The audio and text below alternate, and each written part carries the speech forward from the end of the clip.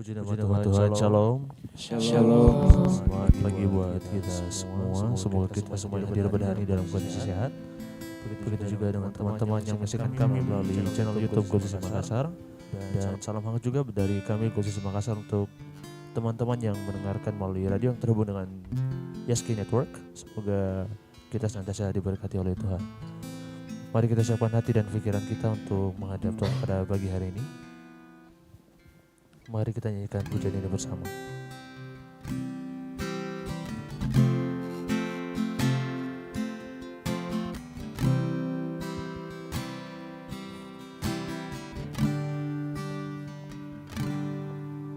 Bapa,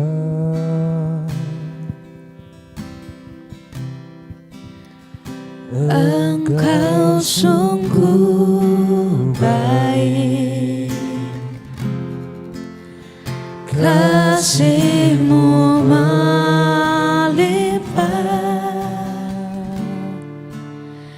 di hidupku.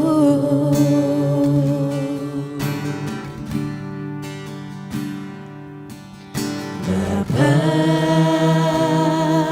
terima kasih. ku berterima kasih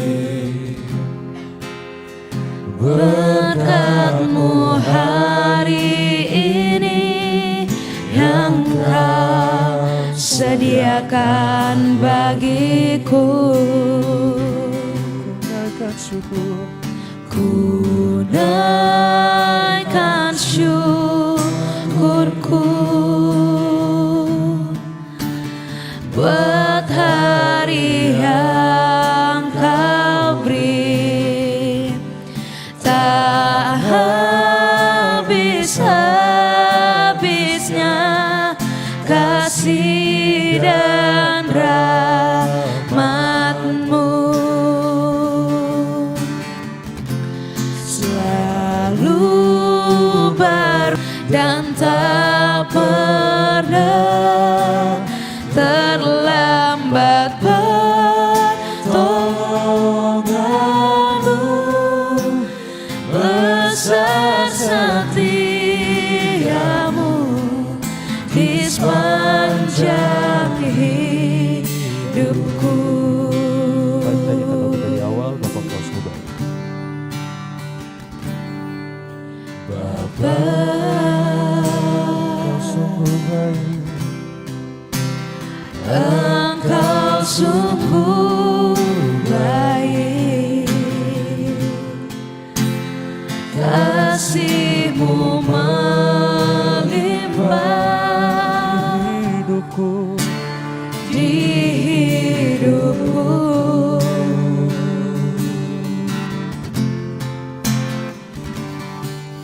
Bapa,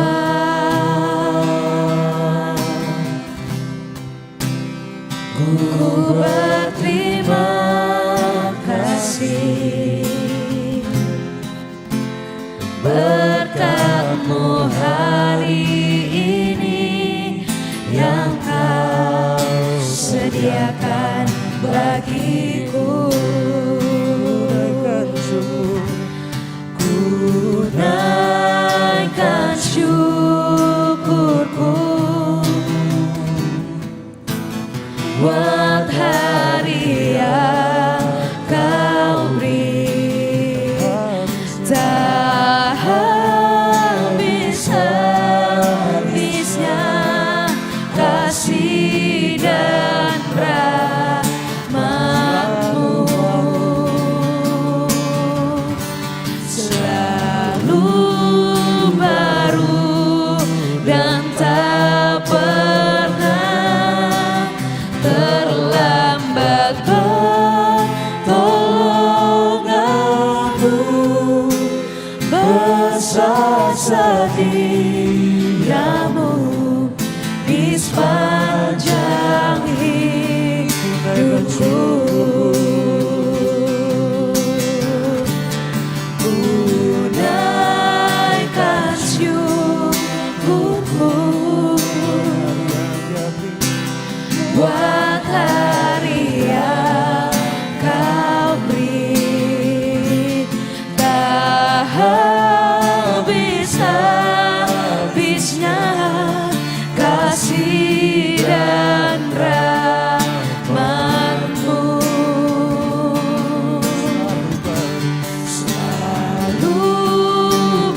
baru dan tak pernah terlambat pertolonganmu. Besar setiamu di sepanjang hidupku.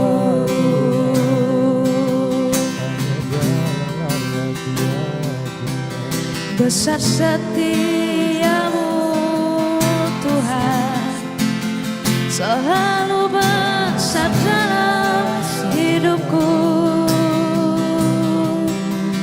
Yesusku,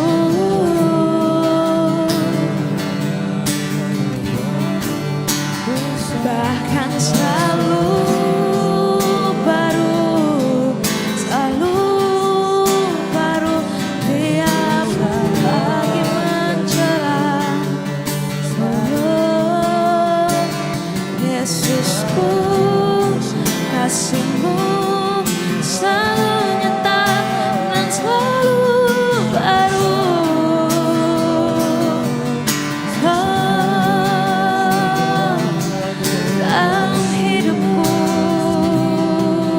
Tuhan, di dalam kehidupanku, sepanjang hidupku, ku bersyukur atasnya.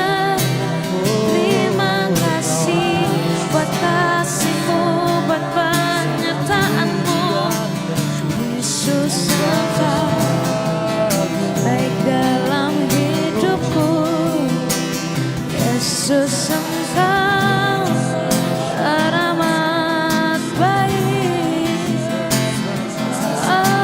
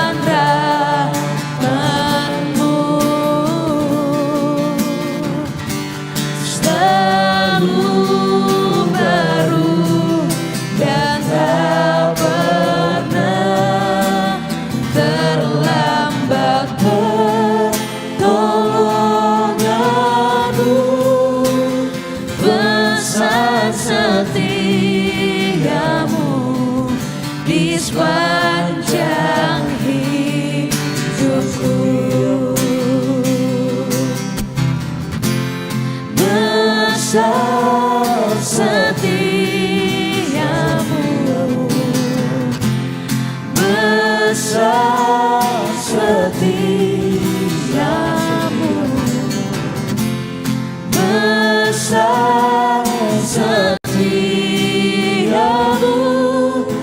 di sepanjang hidupku. Betul Tuhan, besar setiamu atas setiap kehidupan kami, besar setiamu atas segala yang kami alami dalam hidup kami. Pada pagi hari ini Tuhan, besar kerinduan kami untuk sama-sama datang berkumpul, mau datang menyembah Tuhan, mau datang bersujud di hadapan Tuhan. Dan pada pagi hari ini Tuhan Yesus, kami akan membicarakan tentang kebenaran firman Tuhan di tempat ini. Biarlah Tuhan setiap hati yang hadir di tempat ini boleh terperbaharukan. Biar setiap hati yang hadir di tempat ini Tuhan boleh tercerahkan kembali. Dan ketika ada yang melenceng dari jalannya Tuhan, kami boleh diingatkan kembali dan boleh berjalan sesuai dengan seturut kehendak Bapa kembali.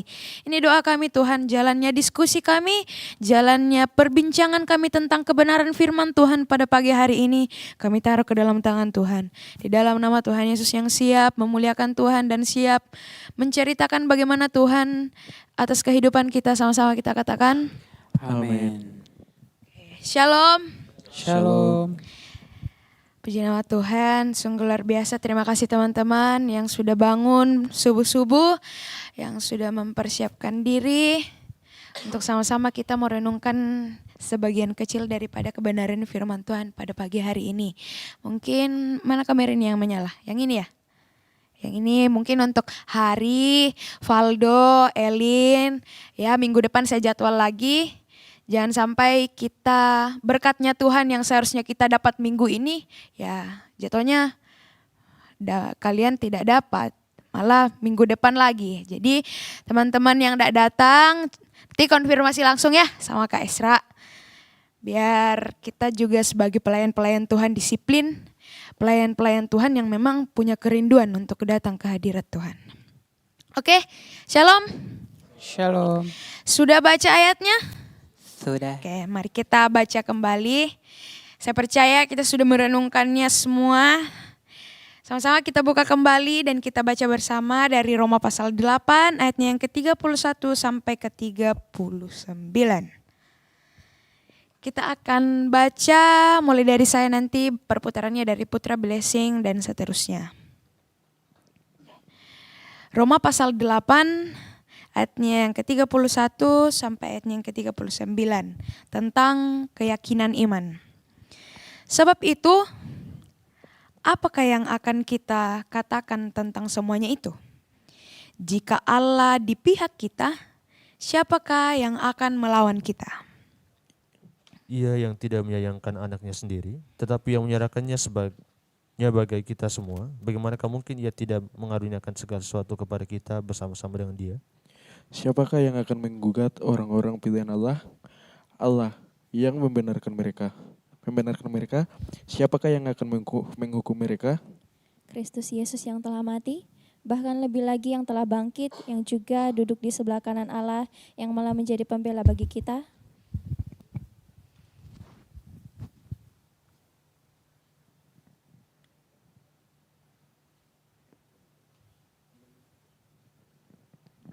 Siapakah yang akan memisahkan kita dari kasih Kristus? Penindasan atau kesesakan atau penganiayaan atau kelaparan atau ketelanjangan atau bahaya atau pedang. Seperti ada tertulis, oleh karena engkau kami ada dalam bahaya maut sepanjang hari, kami telah dianggap sebagai domba-domba sembelihan. Tetapi dalam semuanya itu, kita lebih daripada orang-orang yang menang oleh Dia yang telah mengasihi kita.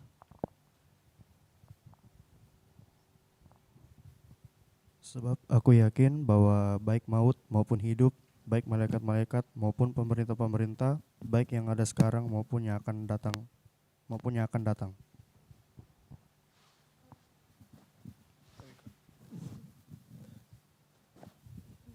atau kuasa-kuasa baik yang di atas maupun yang di bawah, ataupun sesuatu makhluk lain, tidak akan dapat memisahkan kita dari kasih Allah yang ada dalam Kristus Yesus Tuhan kita. Amin. Oke, puji nama Tuhan. Kita sudah membaca sebagian kecil daripada firman Tuhan tentang keyakinan iman. Disclaimer, kalau pasti kita sudah tahu semua bahwa kitab Roma ini adalah salah satu kitab yang dituliskan oleh Paulus untuk jemaat-jemaat yang ia gembalakan. Nah, khusus untuk kitab Roma ini ditujukan untuk ya tentunya jemaat Roma. Kalau teman-teman baca tidak sebatas di ayat yang 31 sampai 39, kalau teman-teman baca keseluruhan dari pasal 8 ini, Paulus sebelumnya menceritakan tentang hak-hak istimewanya kita sebagai seorang Kristen. Entah itu tentang kita tidak ada penghukuman bagi mereka yang menjadi miliknya Kristus. Kemudian di dalam juga diceritakan bahwa roh yang menjadi milik kita yang akan menghasilkan orang-orang yang bebas dari dosa ketika kita memiliki si roh ini. Kemudian juga diceritakan di dalam bahwa ketika kita mengikuti Roh Kudus, ya itu akan mendatangkan kedamaian dan hidup. Sedangkan kalau kita mengikuti kedagingan kita ya tentunya ya sebaliknya, bahwa kita akan mendapatkan yang namanya maut. Nah, kita masuk di dalam ayatnya yang ke-31 sampai ayatnya yang 39. Saya percaya semua yang hadir di sini sudah membaca dan merenungkannya. Yuk sama-sama kita diskusi satu sama lain. Apa sih insight yang kalian dapat setelah membaca firman Tuhan ini? Apa sih yang kalian dapatkan? Atau sesuatu hal mungkin yang Tuhan kena sekali di hatiku, ternyata Tuhan begini dalam hidupku. Mungkin dari siapa yang mau pertama? Ya Kantara ya, muka-mukanya yang lagi membaca tidak membaca tadi malam. Oke, jadi setiap ikut sarabah dan ayatnya sudah dikirim, itu wajib untuk kita baca dan renungkan sebelumnya. Karena di sini bukan diskusi satu arah, namanya diskusi, jadi dua arah. Jadi teman-teman ketika sudah dapat ayatnya silakan baca. Nanti ke depan ini untuk para WL saya akan minimal jadwalkan 2 kali dalam sebulan ikut sarabah. Itu jadi peraturan yang diberikan sama Kak Esra. Jadi untuk teman-teman PW itu minimal 2 kali dijadwalkan dalam keikutsertaannya sarabah. Nah, kembali ke topik awal. Dari pembacaannya kita ini ada yang mau sampaikan pendapatnya ataukah pas saya baca ini yang saya dapatkan begini. Kita mulai dari saya tunjuk saja ya, mulai dari Putra mungkin. Putra Wanto.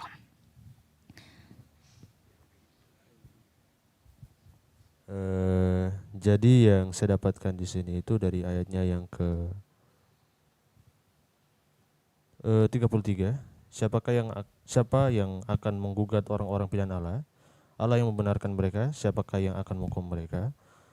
Jadi ketika kita sebagai anak-anak pilihan Tuhan berada di sisi Tuhan, yang betul-betul berada di sisi Tuhan ya, yang mengikuti apa yang Tuhan katakan, yang apa yang Tuhan perintahkan dalam firman Tuhan, maka ya tidak ada satupun yang bisa mengganggu kita karena kita itu dilindungi oleh Tuhan dan kita itu sudah dijamin oleh Tuhan.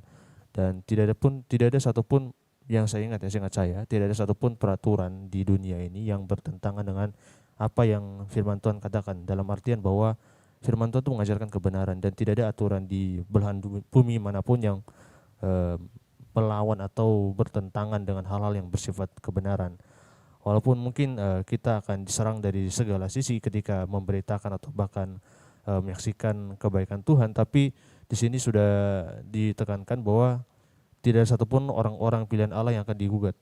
Tidak ada satupun orang-orang pilihan Allah yang akan dituntut atau dipersalahkan atas apa yang dia katakan. Mungkin ada orang lain yang mencoba menyalahkan kita, mencoba membuat apa yang kita katakan itu salah, tapi pada akhirnya ya Tuhan sendiri yang akan menentukan siapa yang benar atau yang tidak, Tuhan sendiri akan membuktikan nantinya. Itu dari saya. Oke, jadi dari Putra itu menyampaikan bahwa ketika kita sebagai umat pilihan Tuhan, ya tidak ada yang dapat menggugat kehidupan kita. Nah, yang pertanyaan selanjutnya ketika kita merasa bahwa kalau kita berbicara tentang kita pilihan Tuhan, teman-teman semua di sini sudah merasa enggak jadi pilihannya Tuhan?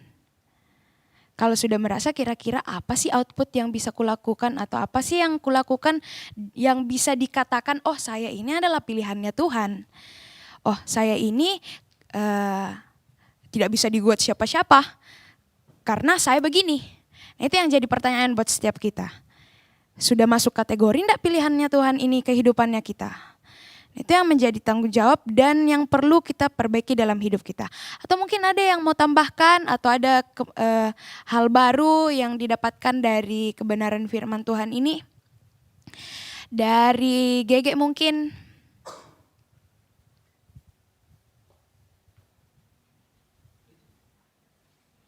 Dika Tita mic-nya. Oh, ada yang wireless.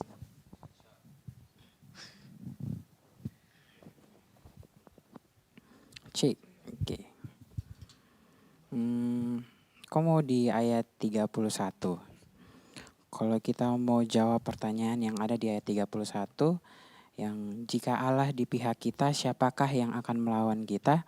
Ya jawabannya tidak ada, karena Tuhan Yesus itu sumber kekuatan yang paling terbesar. Tuhan Yesus itu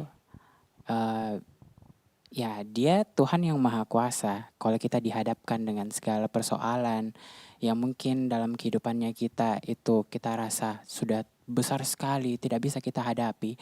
Tapi kalau kita mau jawab pertanyaan ini, kalau Tuhan Yesus ada di pihak kita, ya pasti bisa dilewati karena Tuhan Yesus itu yang paling terbesar. Tidak ada yang bisa istilahnya lebih besar daripada Tuhan. Jadi mindset itu sebenarnya yang harus kita tanamkan. Kalau misalkan sedikit-sedikit kita sudah mengeluh ataupun sedikit-sedikit kita sudah merasa bahwa kita tidak mampu, nah itu yang seharusnya sebenarnya salah dalam mindsetnya kita. Itu yang sering juga terjadi dalam diriku. Bilang saya tidak mampu kak ini, saya tidak mampu kak itu, tanpa berpikir bahwa Tuhan Yesus sebenarnya ada dalam kehidupanku, saya menghidupi itu, dan saya lupa kalau misalkan rintangan di depanku itu lebih kecil daripada kekuatannya Tuhan yang akan membantu saya. Kemudian lanjut di ayat ke-32, di situ dibilang, ia yang tidak menyayangkan anaknya sendiri tetapi yang menyerahkannya bagi kita semua. Bagaimanakah mungkin ia tidak mengaruniakan segala sesuatu kepada kita bersama-sama dengan dia. Nah melanjut tadi ayat ke-31, kemudian dibilang di ayat 32, di 31 tadi dibilang Tuhan Yesus itu ada di pihaknya kita. Dan sumber kekuatan terbesar itu adalah Tuhan Yesus. Nah buktinya itu dia ada di ayat 32. Dibilang dia sudah mengaruniakan anaknya, dia sudah mengorbankan anaknya, sudah berkorban di kayu salib. Tuhan Yesus ini sudah berikan istilahnya hadiah terbesar untuk kita semua dalam kehidupannya kita. Kalau kita berpikir bahwa kita tidak mampu, kayak rasa-rasanya tuh kayak kita mendeskripsikan itu pengorbanannya Tuhan, bahwa ini Tuhan sudah kasih yang paling besar.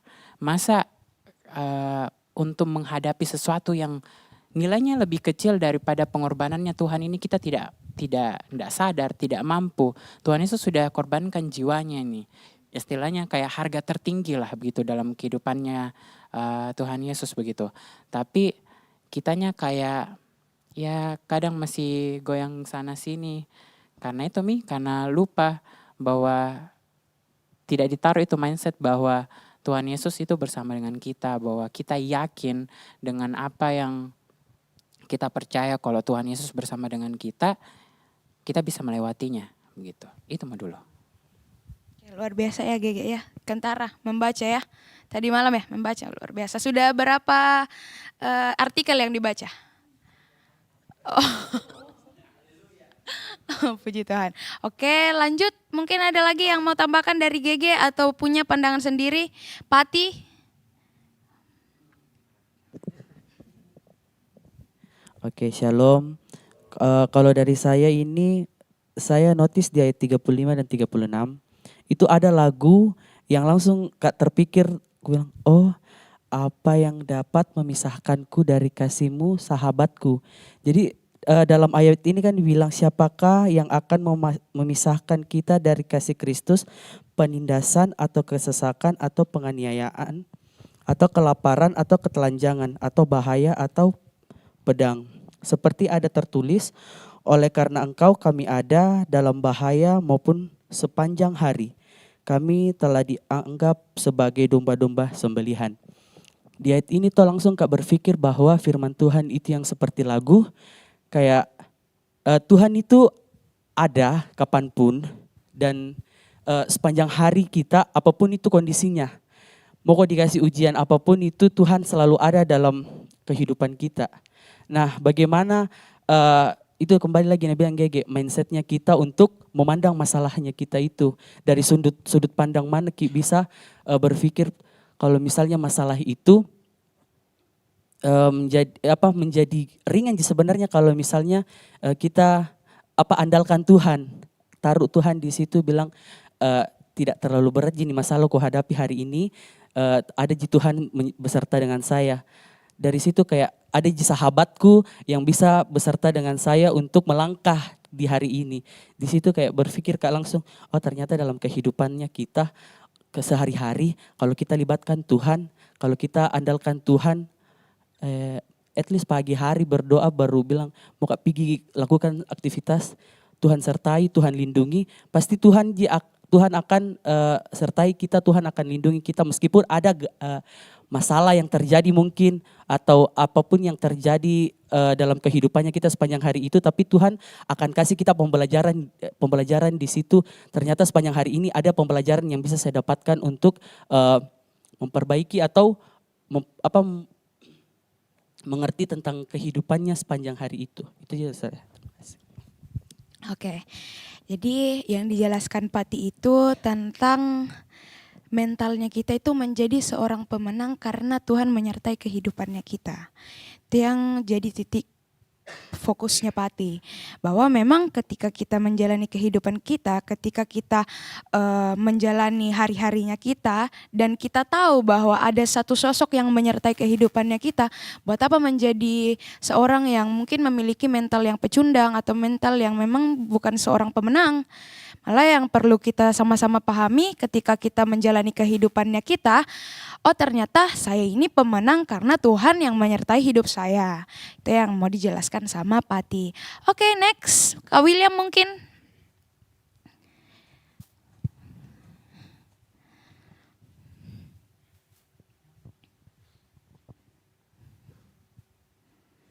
Semua dapat, tenang.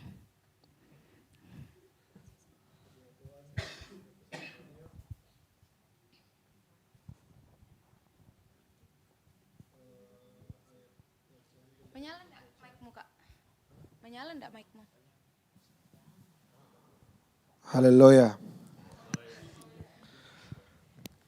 Puji Tuhan, ayat yang saya ambil dari pembacaan atau pembahasan kita pada pagi hari ini berbicara soal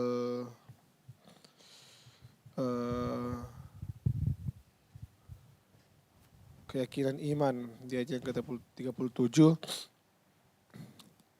Tetapi dalam semuanya itu kita lebih daripada orang-orang yang menang oleh Dia yang mengasihi kita. Pembahasan atau pembacaan sebelum dan sesudah, baik itu mengenai tentang peperangan, kematian, maut dan sebagainya. Tuhan menekankan di sini kalau tetapi dalam semuanya itu kita lebih daripada orang-orang yang menang oleh Dia yang telah mengasihi kita. Jadi bagaimanapun kondisinya, bagaimanapun keadaannya, Tuhan memberikan kita kemenangan karena Tuhan begitu mengasihi kita. Itu aja sih. Singkat, padat, dan oke. Terima kasih.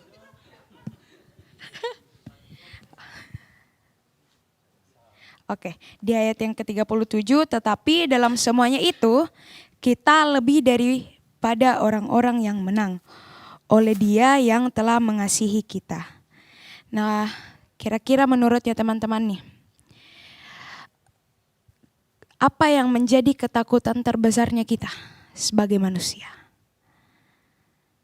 Yang jadi ketakutan terbesarnya kita sebagai manusia kira-kira apa? Puter coba. Kalau Shalom. Yang pasti ketakutan pertama itu takut dengan Tuhan. Tapi kalau terkhusus yang sesuatu yang takut yang saya bakal lakukan yang buat kecewa Tuhan, yang pasti saya takut bahwa ada masanya saya salahkan Tuhan, saya menyangkal Tuhan atau saya berpaling dari Tuhan. Itu yang paling saya takutkan sampai sekarang. Oke, kalau dari Putra, ketakutannya sebagai seorang manusia yang paling terbesar itu keluar atau lari daripada Tuhan. Kalau Blessing? Iya, kalau saya sama juga Kak Putra sih. Saya takut jauh dari Tuhan, yang kayak semisal saya lebih fokus sama dunia saya, yang kayak karir saya mau saya tingkatkan, tapi ternyata saya sudah jauh dari Tuhan. Saya takut lebih fokus pada dunia daripada fokus sama Tuhan. Oke, terus Kak Cici, coba Kak Cici. Ya baik, Shalom.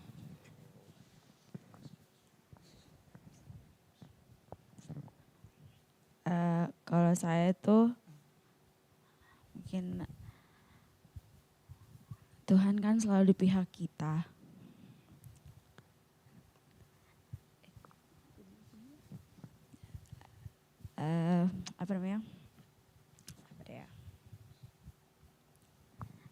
Apa yang harus saya bayar buat Tuhan? Dengan cara apa? Ya jangan meninggalkan Tuhan. Harus tetap tekun. Dan selalu mau menyenangkan hati Tuhan dan bukan menyenangkan hati manusia. Mungkin itu sih. Oke, luar biasa.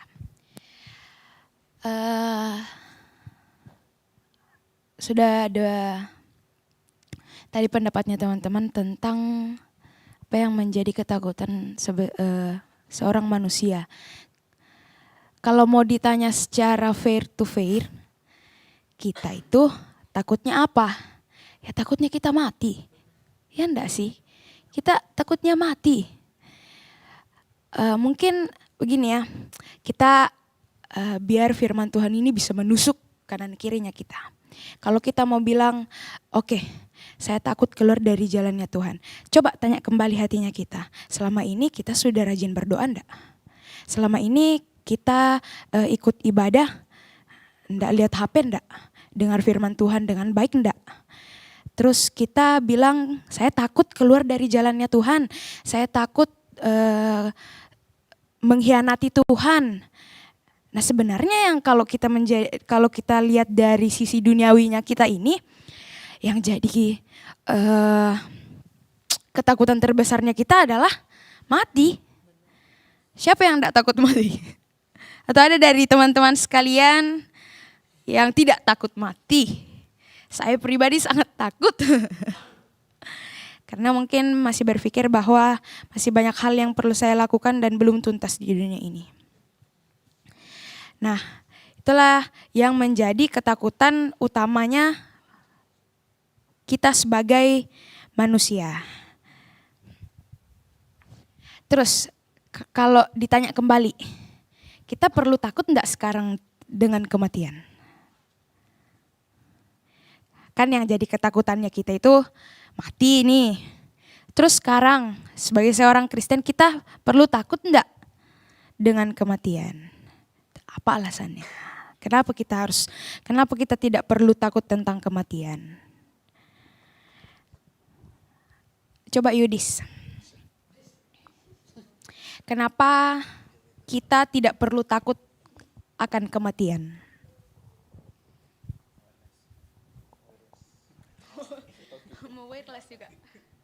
Cik.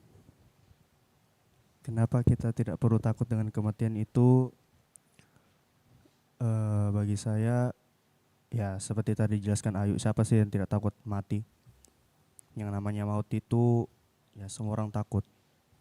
Sebenarnya konteksnya kita berpikirnya bukan masalah takut dengan kematiannya, tapi setelah kematian kita masuk kemananya. Kan ada 2 tempat itu. Menyala. Apakah di tempat menyala atau tempat bersinar? Oke, menyala dan bersinar. Tapi bagi kita sebenarnya kita tidak perlu takut dengan kematian. Dengan suatu digarisbawahi bahwa kalau kita percaya dengan Tuhan, Tuhan selalu mengasihi kita. Dan jika kita suatu saat menjadi seorang pemenang, artinya ada yang akan diberikan oleh kita dari Tuhan. Jadi memang sudah ada jaminannya kalau kita percaya. Itu aja sih, terima kasih. Oh haleluya, memang wakil koordinator PW luar biasa ya. Harus dibanggakan. Nah, kita lihat di Lukas pasal 14 ayatnya yang ke-27.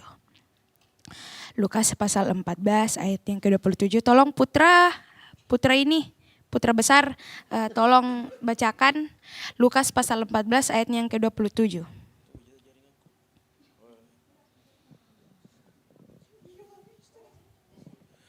Oke, Lukas 14 ayat 27 berbunyi demikian.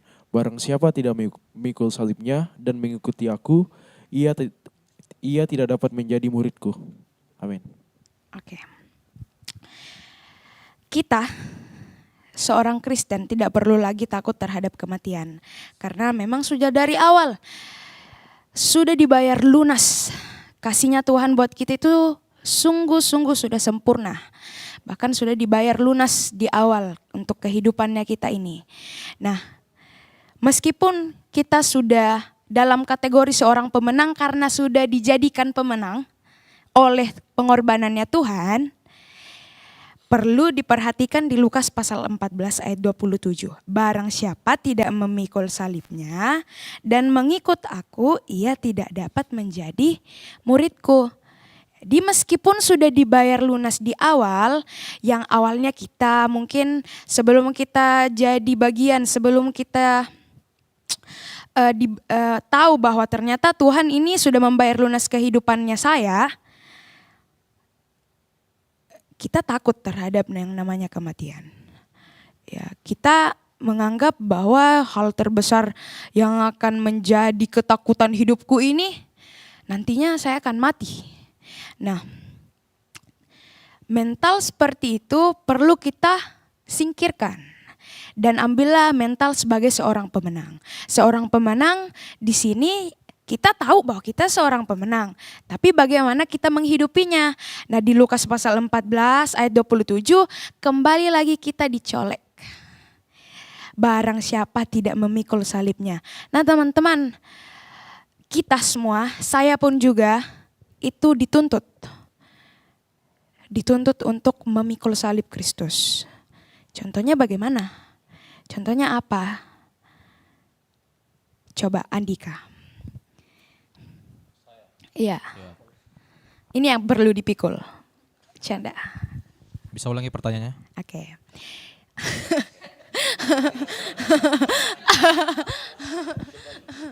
Nah, kita ini adalah orang-orang yang sudah dimenangkan Tuhan. Kita adalah orang-orang yang sudah dimenangkan Tuhan. Namun satu hal yang perlu kita ketahui dan satu hal yang menjadi tuntutan kehidupannya kita ialah kita perlu dan kita harus memikul salib ketika kita sudah dijadikan seorang pemenang. Nah, contohnya nih, bagaimana caranya kita memikul salib? Itu bagaimana? Oke, dari ayat yang saya baca juga ya. Di ayat 31 sampai 39 itu, di situ kayak dinotis kayak apa? umat pemenang gitu, seperti yang tadi Ayu juga bilang, kita itu umat pemenang. Jadi yang dibilang umat pemenang nih siapa gitu. Terus umat pemenang ini jadi tuh kalau dari menurut saya tuh itu orang yang menggenapi sama setia dan percaya sama Tuhan gitu. Sama seperti tadi yang dibilang juga, kita tuh tidak perlu takut sama kematian, karena ada di ayat Filipi kalau tidak salah itu yang bilang hidup adalah Kristus dan mati adalah keuntungan. Jadi mati itu sebuah keuntungan gitu. Jadi kalau dalam kehidupan kita kayak kita menggenapi firman Tuhan, kayak kita melakukannya setiap hari, kalau kita percaya walaupun kita dalam pencobaan, kita tetap percaya kepada Tuhan, itu kita bukan hanya bertahan dari pencobaan, tapi itu kita sudah menjadi umat pemenang gitu. Jadi di sini kalau dari saya jawabannya itu orang yang setia sama yang hidup menggenapi firman Tuhan. Jadi sama juga sama kayak misalnya ada di khotbah minggu lalu ya, kalau saya tidak salah dengar, itu ada disinggung soal mental pemenang. Jadi itu ada dibilang juga soal yang perjalanannya bangsa Israel keluar dari tanah Mesir. Itu kenapa Tuhan membuat mereka melakukan perjalanan selama 40 tahun itu juga karena Tuhan tidak mau mereka itu punya mental budak gitu. Punya mental budak karena Tuhan tidak mau saat mereka dihadapkan sama peperangan, terus mereka kayak berpikir kayak lebih baik saya tinggal di Mesir gitu, lebih enak, tidak usah perang apa segala macam. Jadi itu sama saja mental mereka masih punya mental budak gitu. Sedangkan mereka dilakukan perjalanan itu sama kayak di dalam hidup kita juga, kayak kadang-kadang juga dalam hidup kita kayak apa yang terjadi juga tidak sesuai dengan realita. Terkadang kayak kita merasa maksudnya kenapa gitu, kayak saya sudah begini, tapi kayak tidak sesuai dengan apa yang kita mau. Sebenarnya itu Tuhan, dia sebenarnya di dalam hal itu tuh Tuhan dia tidak mau dia itu tidak hanya mendewasakan, tapi dia itu menyelamatkan, sama dia mempersiapkan hal yang lebih bagus untuk kita ke depannya. Terus saya tambahkan lagi supaya maksudnya dari ada beberapa teman tadi bilang yang singgung soal ini juga pencobaan. Karena di ayat, kalau saya tidak salah tadi di ayat 31 kah? 31 sampai 35 itu disinggung soal tidak ada yang bisa memisahkan kita dari kasih Tuhan gitu. Kalau dari yang saya baca di situ itu tidak ada yang dapat memisahkan kita dari kasih Tuhan. Jadi pasti tidak tahu, mungkin ada pertanyaan kayak bagaimana kalau kayak kita yang menjauh dari Tuhan gitu. Bagaimana kalau kita yang menjauhkan diri dari Tuhan? Sebenarnya biarpun kita menjauhkan diri dari Tuhan juga, itu kasih Tuhan juga tidak lepas dari kita punya hidup. Sama salah satu contoh terbesar itu kayak walaupun kita sudah berbuat dosa, tapi Tuhan tetap mau gitu. Dia turun ke dunia sebagai manusia, mati di kayu salib untuk menebus dosa kita sama berikan kita keselamatan. Itu sih kalau dari saya. Mungkin banyak melenceng, tapi saya ada bahas sedikit dari ayat-ayat tadi. Sama satu lagi. Ada yang karena misalnya kalau dalam proses yang pencobaan ini kayak kan kadang-kadang ada juga yang bilang kayak saya sudah berdoa, saya sudah rajin ibadah, rajin berdoa segala macam, tapi kenapa Tuhan tidak luruskan sapu jalan gitu. Cuma yang jadi pertanyaan ini, selama memang kau rajin ibadah, rajin berdoa, tapi ini kok ada usaha ke tidak gitu. Maksudnya ada ketidakusahamu. Karena di dalam Alkitab juga ada ditulis iman tanpa perbuatan itu sama dengan mati gitu. Jadi biarpun kau berdoa, biar sampai kau nangis-nangis juga, tapi kalau kau tidak ada usaha, kau tidak bekerja, kau tidak belajar apa, sama saja itu mati gitu. Itu saja sih. Oke, sungguh luar biasa ya. Boleh tepuk tangannya untuk Tuhan pastinya. Dari Andika tadi banyak hal yang bisa kita dapat, banyak hal yang jadi titik poinnya dari Andika. Salah satunya tadi tentang bagaimana kehidupannya kita ini dalam menjalani kehidupan itu betul-betul bisa sinkron antara apa yang kita doakan sama kita juga bisa berusaha. Kemudian tentang kembali ke tentang memikul salib. Kalau dikatakan memikul salib berarti yang tersakiti adalah dagingnya kita. Jadi kembali apapun itu yang mungkin misal bangun pagi berdoa, yang resah dan tersakiti atau capek apa? Atau malas, ya daging. Daging kan yang semakin ditekan kalau kita mau tanamkan roh semakin banyak. Kaisra tadi malam bilang begini, dia katanya nonton film gangster. Film gangsternya ini ada satu hal yang dia dapat diceritakan ke saya. Orang yang masuk ke dalam kumpulannya si gangster ini, dia itu ditakuti sama orang-orang lain. Jadi seolah-olah dalam posisi saya, misal gangsternya Putra. Jangan tutup mata Putra, jangan tutup mata. Jangan berdoa belum waktunya, sebentar ya. Dan berdoa sebelum waktunya. Sabar. Memang ini Putra punya kerinduan untuk selalu berdoa meskipun kita lagi diskusi. Memang kerinduannya untuk berdoa selalu ada. Oke. Itu intermezzo. Lanjut. Di ceritanya Kaisra ini yang saya bilang tadi bahwa ketika kita masuk di dalam lingkupnya si gangster ini kita merasa aman karena ada yang punya kekuatan, yaitu ketua gengnya kita ini yang sangat-sangat ditakuti. Misal nih Putra jadi ketua geng di Gold CC. Nah, yang misal kita masuk di gengnya Putra ini, ya orang-orang di luar dari Gold CC ini takut sama kita. Seperti itu garis besar dari ceritanya Kaisra. Nah, apa kira-kira yang bisa kita dapat dari itu? Ketika kita ada di dalam lingkupannya, gengnya Tuhan, siapa yang mau jadi lawannya kita? Nah, yang terjadi pertanyaan, kita sudah hidup di dalam gengnya ini enggak? Ada rules-rules yang mungkin perlu kita lakukan. Rulesnya apa? Yaitu hidup sesuai dengan roh, sesuai dengan firman. Caranya bagaimana? Selalu beri makan rohmu. Nah, ketika kita sering memberi makan rohnya kita, apa yang terkikis? Kedagingannya kita. Nah, ketika kedagingannya kita sudah mulai terkikis, ya tentunya akan banyak hal yang mungkin tanda kutip memberatkan hidup kita. Tidak mengarah ke nyaman, tentunya itu pasti. Tidak mengarah ke nyaman. Bangun pagi, berdoa, baca Alkitab.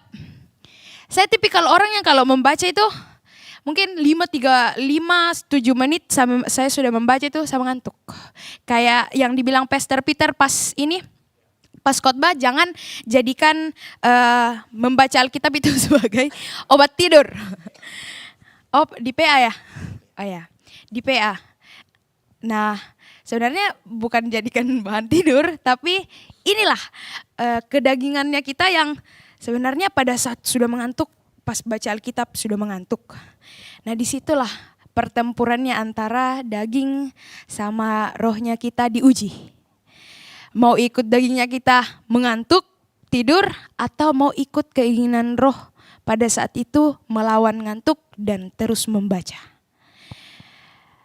Nah, kemudian tadi saya sudah singgung tentang apa yang dimaksud Allah di pihak kita atau kita masuk di dalam gengnya Tuhan. Nah, menurutnya teman-teman mungkin di dalam kehidupannya kita nonton drama. Saya nonton drama berjam-jam itu enggak mengantuk. Tapi di segiliran dikasih baca Alkitab 10 menit itu sudah enough. Sudah sangat-sangat luar biasa pencapaianku. Nah, Inilah yang perlu kita pelajari hari demi hari. Nggak sebatas kita sudah dapat di hari ini. Mungkin kita, luar biasa pencapaianku hari ini 30 menit baca Alkitab. Besoknya menurun, besoknya nggak baca Alkitab. Besoknya langsung tidur, besoknya ndak bangun pagi, besoknya ndak doa sebelum melakukan aktivitas. Nah, kehidupannya kita itu harus terus-menerus diperbaharui. Mental pemenangnya kita itu harus terus-menerus ada setiap hari. Itulah sebabnya kenapa kita selalu diarahkan dan selalu dikasih saran yang agak sedikit memaksa untuk mengawali setiap hari kita dengan perenungan firman Tuhan dan mengawali hidup dengan doa.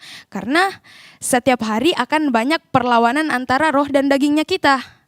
Jadi perlu memang melandasi kehidupannya kita dengan hal yang baik dulu sebelum melaksanakan aktivitas. Nah, dari teman-teman mungkin itu yang menjadi pendapat saya tentang apa yang dimaksud Allah di pihak kita. Kalau dari teman-teman mungkin ada yang bisa jelaskan menurut pendapatnya sendiri atau yang mau ditambahkan di bagian ini. Mungkin dari Kiel mungkin.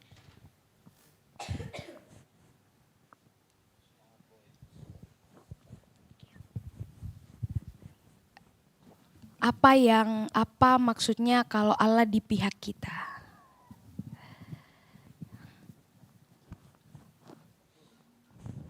Oke, terima kasih Kak Ayu. Sebenarnya jujur kemarin itu agak salah ayat sih, karena saya tidak memperhatikan, kan seharusnya dari ayat 31 sampai 35 ya. 39. Saya baca dari ayat 18, tapi mungkin ada sangkut pautnya juga ya. Oke, teman-teman ya, kita sebagai manusia pasti tentunya mengalami penderitaan. Dan penderitaan itu tidak terpisahkan dalam kehidupan kita ya teman-teman. Dan seterusnya we will always face in our life, dan back to again bahwa penderitaan ini hanya sementara teman-teman. Pasti Tuhan berada di pihak kita, amin. Nah, dan tentunya penderitaan ini tidak hanya penderitaan ini pun hanya sementara dan tidak sebanding dengan sukacita dengan kemuliaan kekal yang menanti kita. Mungkin teman-teman ya dari setiap pembacaan yang kalian baca pasti tentunya menjadi pengharapan kita dan menjadi sumber kekuatan dalam kehidupan kita. Teman-teman tentunya pasti mengalami setiap problem dan sehingga kita kita mengalami kesulitan, tapi kita tidak boleh terpuruk dan stagnan karena Tuhan pasti ada di pihak kita tentunya. Misalnya teman-teman mengalami tantangan kehidupan sehingga teman-teman mengalami kesedihan, bahkan permasalahan seperti yang kesaksian dalam kehidupan saya sebelumnya itu saya mengalami stres dalam penyusunan skripsi tentunya. Tapi saya yakin dan percaya Tuhan ada di pihak kita. Dalam proses saya penyusunan skripsi itu saya bingung sekali karena judul yang saya pilih itu nggak main-main karena tentunya pasti saya harus komunikasikan dengan salah satu narasumber yang sangat penting yaitu GM. Dan itu pun Tuhan menolong saya dan saya dibantu oleh sister saya. Akhirnya berjalan dengan lancar. Skripsi saya pun berhasil, tetapi yang saya pikirkan ini ke depannya itu selanjutnya bagaimana. Nah, karena Tuhan yang buka jalan, Tuhan ada di pihak kita, tiba-tiba saya memikirkan juga untuk ke depannya itu pekerjaan saya and my job. Dan Tuhan pun akhirnya mengirimkan seseorang dan salah satu mentor saya dalam PAW juga ya teman-teman. Dia lihat story Instagram saya waktu itu. Ketika setelah ujian proposal teman-teman, Kiel ternyata ini ya jurusan PR ya, akhirnya saya ditawarkan untuk magang di tempatnya teman-teman. Itu Tuhan buka jalan. Dan sampai saat ini pun puji Tuhan, karena saya memang yakin dan teguh bahwa kita tidak boleh melupakan pertolongan Tuhan, yang itu perlu juga teman-teman ya. Saya sampai saat ini puji Tuhan saya sudah bekerja, karena dari proses penderitaan saya yang stres itu melahirkan sebuah proses belajar yang berbuah manis dengan kelulusan dan pencapaian yang luar biasa dalam kehidupan saya. Dan tentunya teman-teman, setiap ayat yang kita baca ya, dalam membantu kita untuk menghadapi problem dan penderitaan sehari-hari, dan kita yakin bahwa sesuatu pasti akan jauh lebih indah, lebih besar yang menanti melalui kemuliaan Tuhan. Dan juga teman-teman, tentunya fokus kita bukan hanya di duniawi saja teman-teman, itu hanya bonus ya. Hanya bonus, tetapi dengan gambaran besar kita harus fokus bagi orang percaya, karena Tuhan berada di pihak kita ya teman-teman. Tuhan menebus kita dengan pengorbanannya di kayu salib. Dia akan membawa hidup kita dalam kekekalan bersama Tuhan di surga. Dan di mana tidak ada lagi penderitaan, kesedihan atau air mata. Itu saja Kak Ayu. Thank you. Luar biasa. Jadi ketika Allah di pihak kita, tidak ada yang melawan, dan apapun tantangan di hadapan, Allahnya kita lebih besar daripada tantangan tersebut. Nah, selain itu, kita sudah bahas sedikit kayaknya tadi tentang memikul salib. Selain itu, Allah di pihak kita itu juga artinya kita mengikat perjanjian dengan Dia. Mengikat perjanjian. Nah, semua janji Tuhan itu akan digenapi dalam hidupnya kita. Itu yang Tuhan katakan untuk setiap kita. Tapi ada tapinya. Sepanjang kita juga harus dipimpin sama Rohnya. Kalau mau Tuhan genapi setiap janjinya buat kehidupannya kita, tentunya kehidupannya kita juga harus dipimpin sama Rohnya. Misal Tuhan berjanji masa depanmu sungguh ada dan harapanmu tidak akan pernah sia-sia. Itu janjinya buat kita, dan Tuhan pasti genapi. Itu yang pasti akan genapi dalam hidupnya kita. Tapi kembali lagi, hidupmu selama ini sudah hidup dalam Roh ndak? Hidupmu sudah masuk di gengnya Tuhan ndak? Mentalmu ini mental yang bagaimana? Mentalmu ada di lingkup mental orang pemenang atau malah sebaliknya? Nah, di sini ada dibilang kalau Allah di pihak kita, tidak ada yang bisa melawan. Kalau Allah ada di pihak kita, tidak ada yang bisa lawan kehidupannya kita. Tapi coba kembali kita lihat kehidupannya kita. Sudah berapa kali kita kalah karena kemalasan? Oke, malas bangun pagi. Sudah berapa kali? Berapa kali kita tidak bisa tahan mengantuk pada saat kita berdoa? Berapa kali kita tidak bisa menahan matanya kita mengantuk pada saat firman Tuhan? Berapa kali kita lebih fokus pada HP-nya kita pada saat kita mendengarkan firman Tuhan? Berapa kali kita tidak ikut berdoa pada saat orang berdoa? Silakan jawab masing-masing dalam hati, dan saya pun juga menjawabnya. Sangat banyak.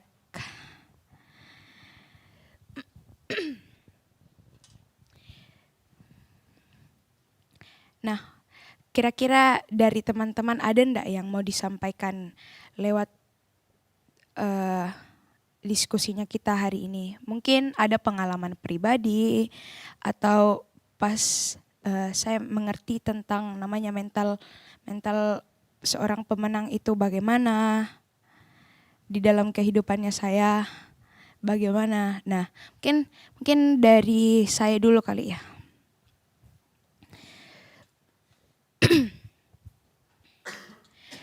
Mental seorang pemenang itu luar biasa agak sulit untuk kita terapkan sebenarnya.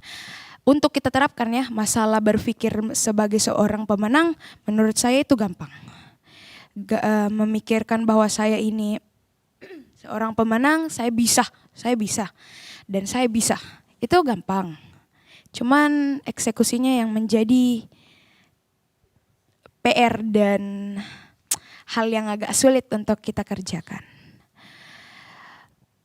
Misal kita sebagai WL ya, kebanyakan WL, maaf ya. Kebanyakan WL, Putra pun juga WL sebenarnya. WL training. Misal kita WL. Bagaimana kita dapat mengaplikasikan ini mental pemenang dalam kehidupan kita sebagai seorang WL? Ya tentunya dengan ngulik.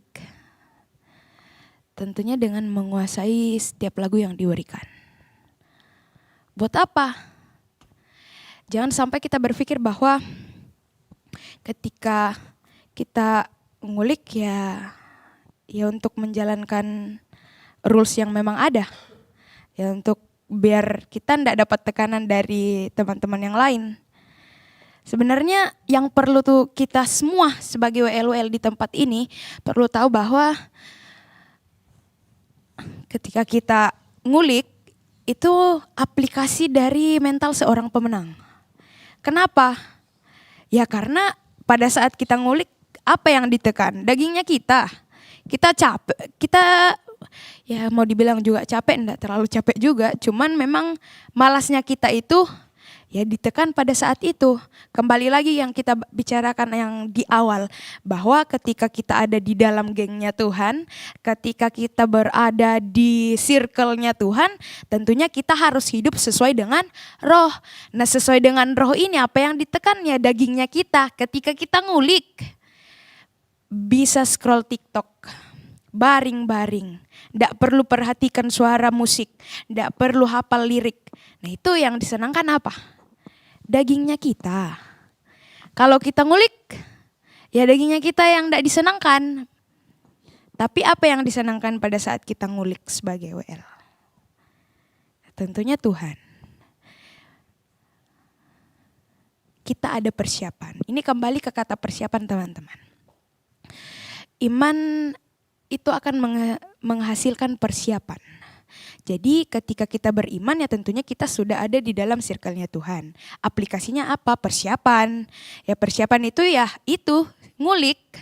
Ya kalau ndak ngulik ya ndak ada persiapan. Atau dari teman-teman mungkin yang sudah jadi WL, yang pernah mungkin dapat kejadian sesuatu selama ini yang jadi pembelajaran baru buat kehidupannya. Yang menjadi titik awal kita semua buat bergerak kembali. Tadi dari teman-teman ada yang mau disampaikan? Gege mungkin? Nanti Pastor Peter terakhir yang jadi kesimpulan. Itu memang sudah saya rencanakan dari awal.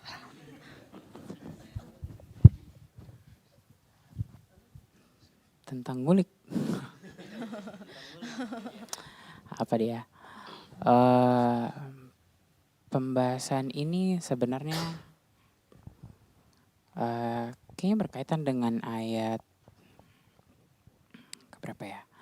Ayat 36 sama 37 yang dibilang, oleh karena engkau kami ada dalam bahaya maut sepanjang hari, kami telah dianggap sebagai domba-domba sembelihan. Mungkin ini terlalu berat ya kalau diibaratkan dengan kita ngulik, tapi ayat ini mau bilang kita kalau hidup dalam kekristenan kita tidak luput dari yang namanya cobaan, tidak luput dari yang namanya tantangan, termasuk kita sebagai WL.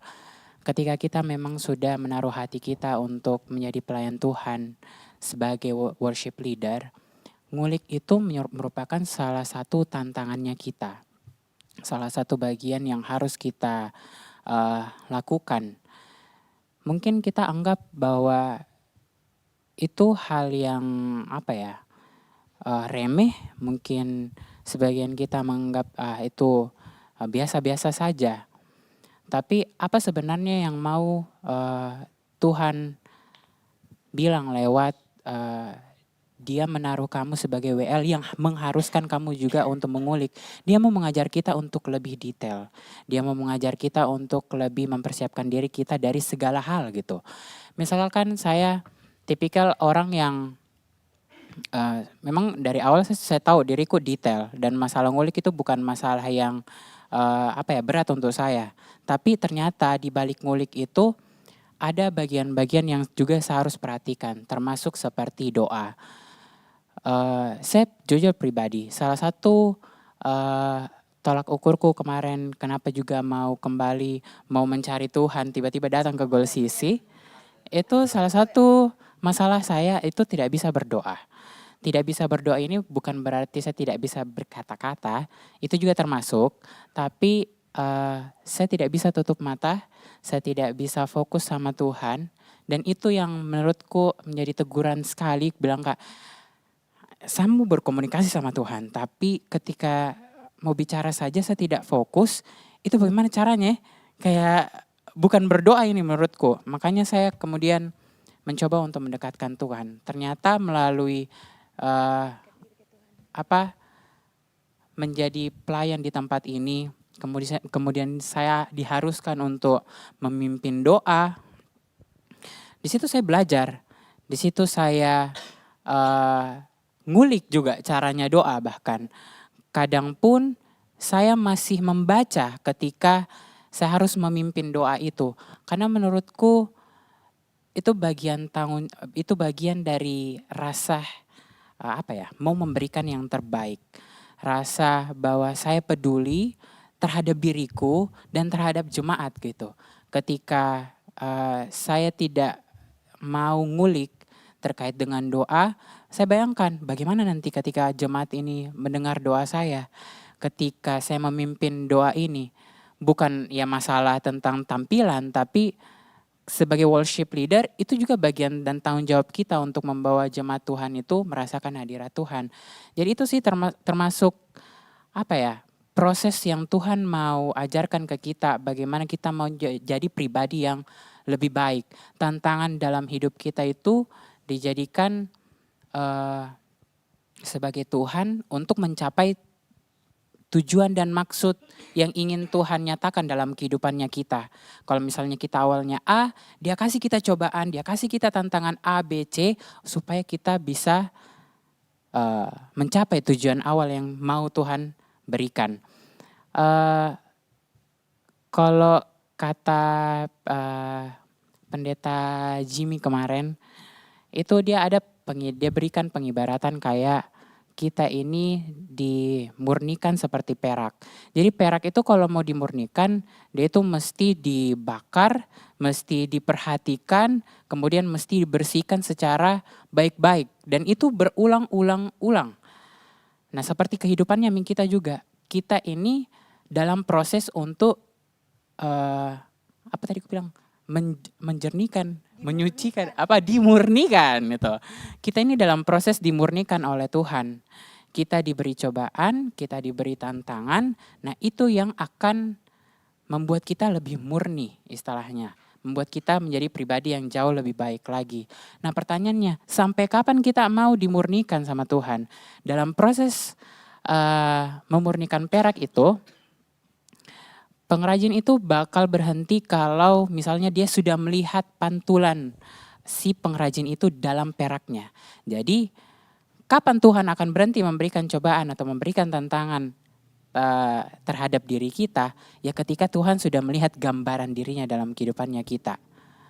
Jadi jangan berpikir bahwa tantanganmu itu sebagai sebagai gara-gara perbuatanmu nih, gara-gara kau berdosa, gara-gara kau melakukan ABC, makanya saya kasih kau cobaan. Tidak, Tuhan malah memberikan cobaan dan tantangan itu supaya kamu lebih upgrade. Supaya kamu menjadi lebih lagi serupa dengan Kristus. Itu sebenarnya yang mau Tuhan sampaikan melalui tantangan, melalui kesulitan hidup, melalui cobaan yang Tuhan kasih ke diri kita. Itu saja. Terima kasih. Oke, tadi saya highlight dari GG yaitu tantangan. Jadi kembali lagi buat kita karena kebanyakan di sini WL. Kembali lagi, jadi untuk ngulik itu proses yang disebut tantangan. Itu adalah proses yang disebut tantangan. Kita yang bisa tentukan kita jadi pemenang atas tantangan itu atau malah kita jadi orang yang kalah atas tantangan yang ada di hadapannya kita. Saya mau dengar dari Irfan mungkin.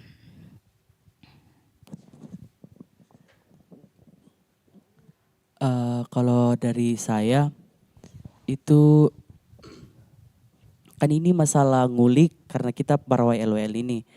Terus tantangan.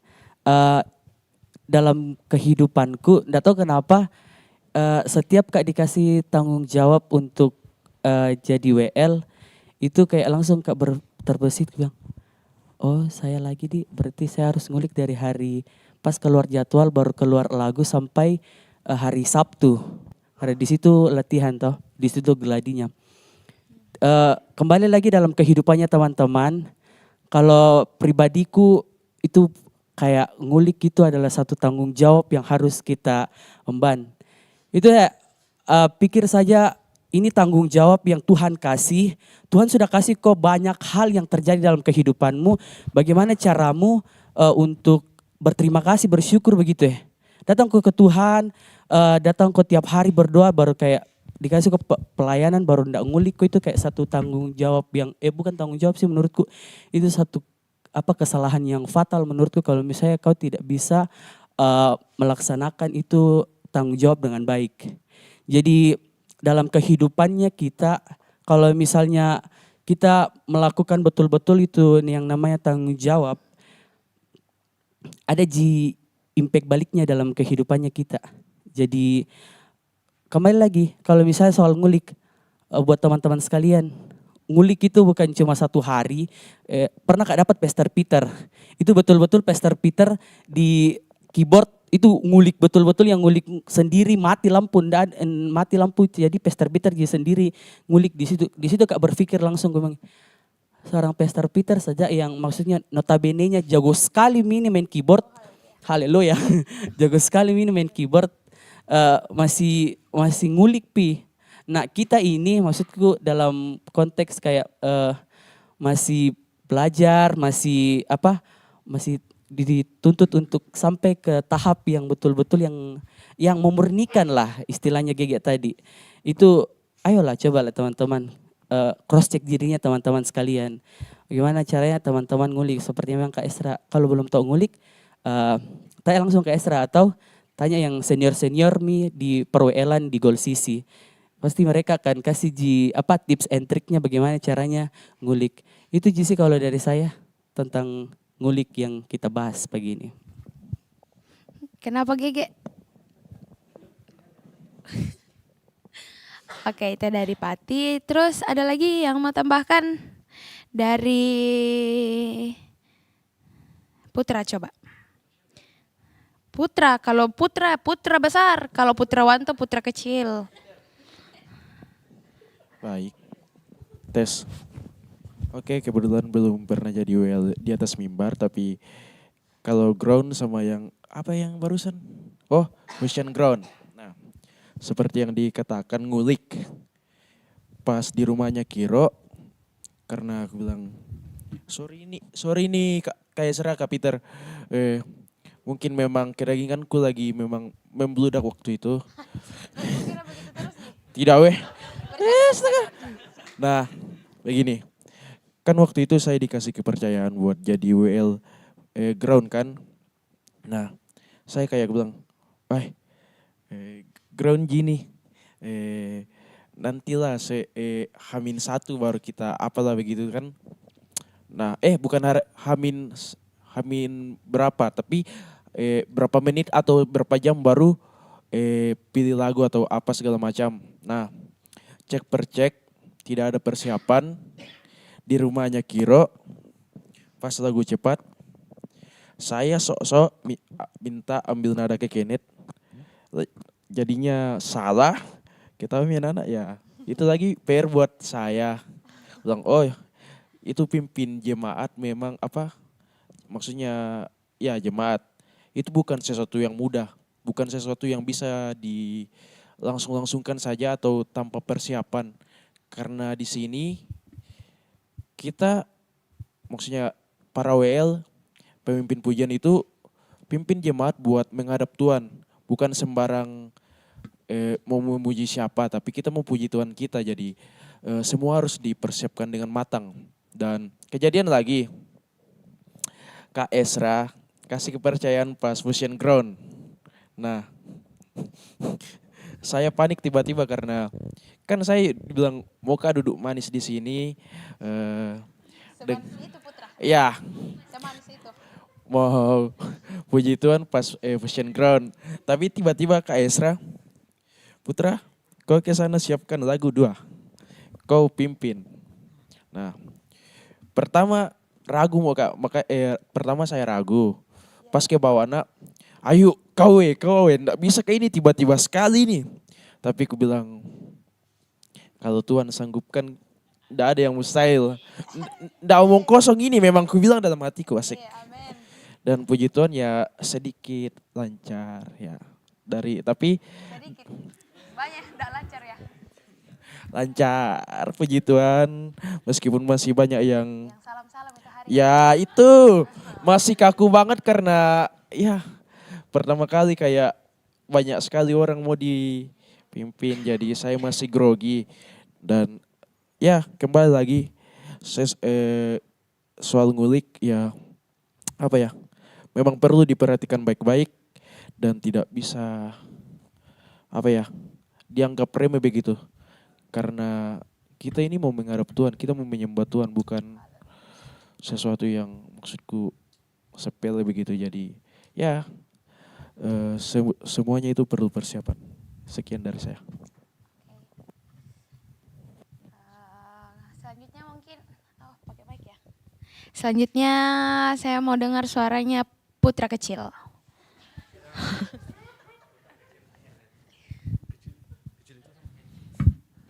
Jadi shalom teman-teman semua. Jadi yang terkait dengan ngulik, jujur untuk kebetulan, bukan kebetulan sih, puji Tuhan saya dipercayakan juga untuk jadi apa yang bawa lagu untuk ibadah raya 3 nanti. WL itu. Ya well, untuk ibadah raya 3 di free service. Dan saya nguliknya kemarin sih, baru kemarin cuma saya pikir saya juga nggak premeh kan karena saya bilang ini lagunya Sidney Muhadi ini gampang ini. Ternyata pas saya ngulik hampir 3 jam untuk satu lagu. Karena lagunya tuh tiap partnya tuh beda-beda ternyata kalimatnya jadi saya harus hafal lagi satu-satu semuanya. Terus kebanyakan juga kalau dari pengalaman saya itu lebih ke nervous. Jadi ibarat sudah prepare biar 2 hari atau 3 hari sebelumnya tetap pasti di atas mimbar hilang. Itu kebiasaannya saya. Karena apa ya? Karena menurut saya pribadi kalau misalnya saya disuruh untuk menyanyi lagu biasa atau apapun itu oke lah. Karena itu urusan saya sendiri. Kalaupun malu saya sendiri yang malu.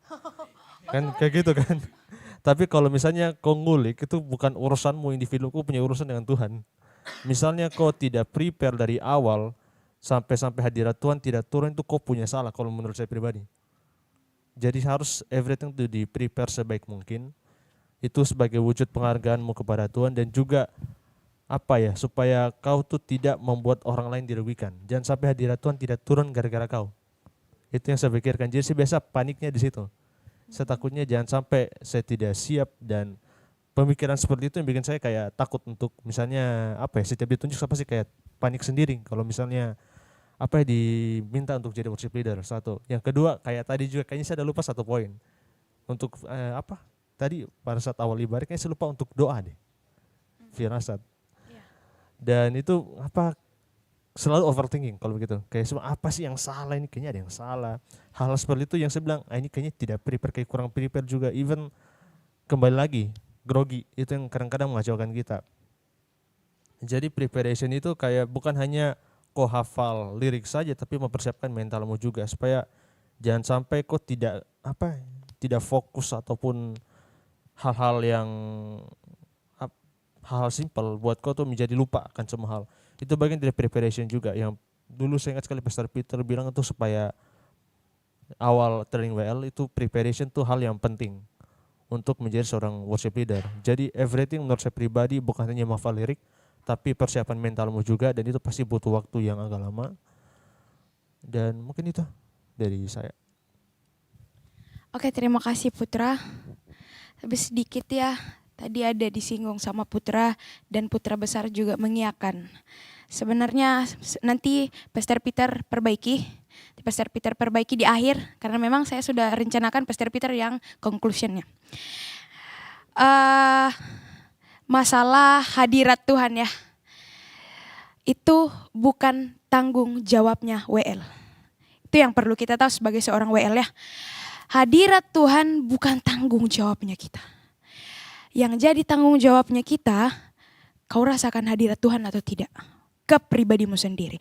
Masalah jemaat di bawah dia rasakan hadirat Tuhan, itu bukan tanggung jawabnya kita, tanggung jawab masing-masing orang.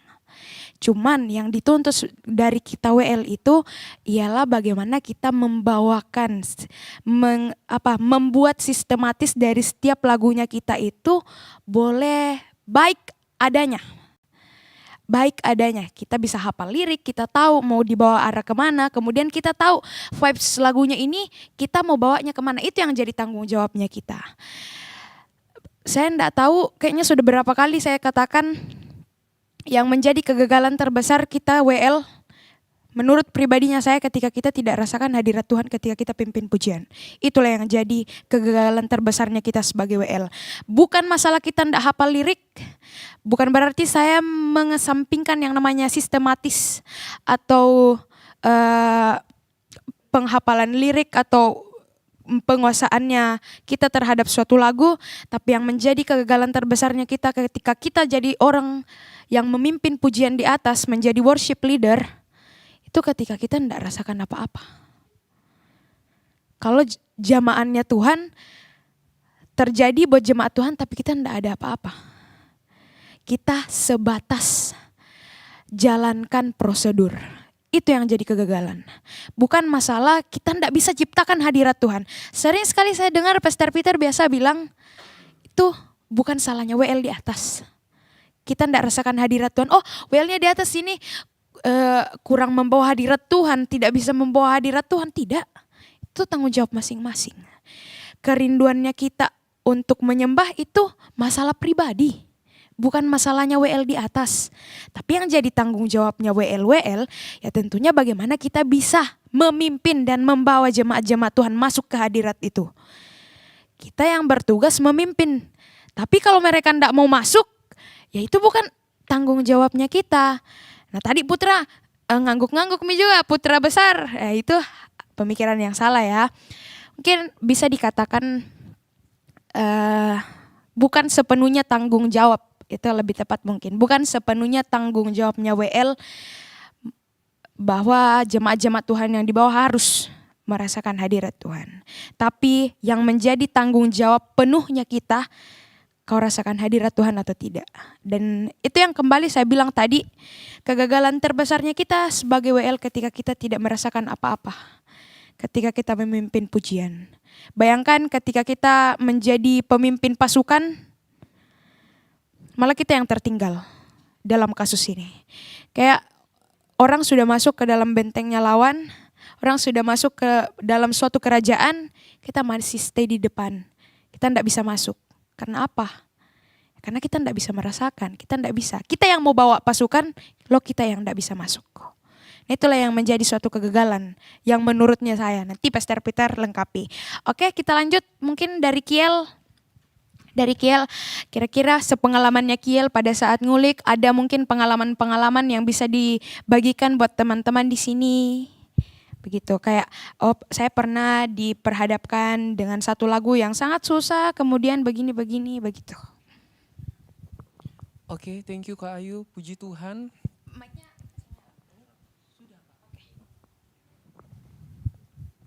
Oke, secara pribadi tentunya kita perlu memang mengulik ya, setuju yang Kak Ayu juga bilang. Tapi kembali lagi, kita memposisikan diri kita sebagai worship leader. Kalau saya secara pribadi ya, kulik itu nomor 2. Yang pertama itu hati kita, hubungan kita sama Tuhan. Kita perlu membangun hubungan kita sama Tuhan dengan saat teduh, preparation kita juga. Dan nomor 2 itu baru yang saya tentukan kulik, kita belajar. Karena benar sih kalau kita tidak memaksimalkan kita memimpin jemaat tentunya pasti bakal terganggu, kita lupa lirik lah, kita maksudnya ada kesalahan. Dan juga saya setuju dengan yang dibilang tadi sama Kak Ayu, kita tidak bisa membawa hadirat Tuhan ya. Nah itu sih, dan saya mau memberi pertanyaan sih sebenarnya. Nanti mungkin antara Kak Ayu atau Pastor Peter. Saya juga pernah disinggung bahwa seorang WL itu katanya tidak boleh asik dalam hadirat Tuhan ya. Itu saya mau pertanyakan sih. Karena kan kita kan harus bisa, memang kita kan tidak bisa membawa hadirat Tuhan. Dan kita perlu juga masuk ke dalam hadirat Tuhan. Karena kalau kita yang tidak ada hadirat Tuhan itu bakal zong. Benar kan Kak Ayu yang kakak bilang tadi. Makanya saya mau tanya lagi tanggapan, saya juga masih bingung ya. Apakah kita perlu, maksudnya jangan sampai asik di dalam hadirat Tuhan itu aja sih Kak. Masalah asik dalam hadirat Tuhan, saya enggak tahu konteksnya bagaimana Kiel. Cuman kadang memang kita disuruh atau kita memang diarahkan sebagai WL untuk lihat bagaimana kondisi jemaat. Itu yang saya tahu. Kita diarahkan untuk melihat, kondisi jemaat sekarang ini butuh build up mungkin.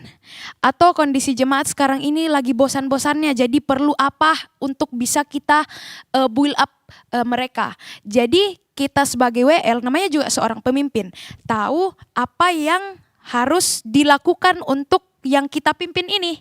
Itu yang saya tahu. Masalah kita asik di dalam hadirat Tuhan, saya kurang tahu bagaimana sistematisnya, tapi nanti Pastor Peter lah yang mungkin bisa jawab. Tapi setahunya saya masalah mungkin ini lebih cenderung ke masalah waktu saat penyembahan. Nah ini juga pernah saya dapat. Kita sebagai WL itu perlu dan harus memperhatikan bagaimana kondisi jemaat pada saat kita memimpin. Entah itu mereka sudah mulai bosan, kita harus lakukan apa ketika mereka sudah bosan.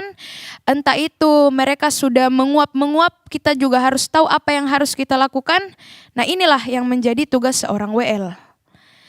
Nanti Pastor Peter lengkapi, tapi itu sedikit yang saya bilang dan saya pahami selama saya jadi WL di tempat ini. Dan satu hal tadi yang dibilang Kiel, yang pertama itu kita harus mempersiapkan hati. Yang kedua itu baru ngulik. Saya pribadi tidak ada yang saya nomor duakan. Karena sudah belajar kemarin tentang heart dan skill, itu sejajar. Ketika cenderung hatinya kita cuman itu yang kita tingkatkan, skillnya rendah, itu juga tidak baik. Ketika skillnya kita juga tinggi tapi hatinya kita tidak ada, ya itu juga dikatakan sama Echa Sumantri, tidak balance dan tidak memuliakan Tuhan dengan sepenuh hati. Caranya kita ngulik dan caranya kita mempersiapkan hatinya kita itu harus balance satu sama lain.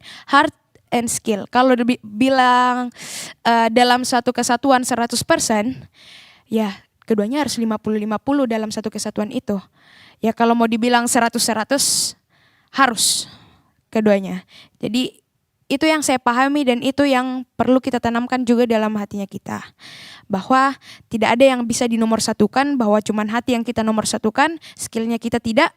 Tapi keduanya harus berjalan seiringan dan berjalan bersamaan. Keduanya juga harus dipupuk satu kanan kirinya. Tidak boleh ada yang lebih cenderung, tidak boleh ada yang lebih diutamakan. Karena memang keduanya saling membutuhkan satu sama lain. Terikat. Jadi itu yang kita bisa pelajari. Ya mungkin sebelum nanti Pastor Peter menutup, saya mau dengar dari Kak William.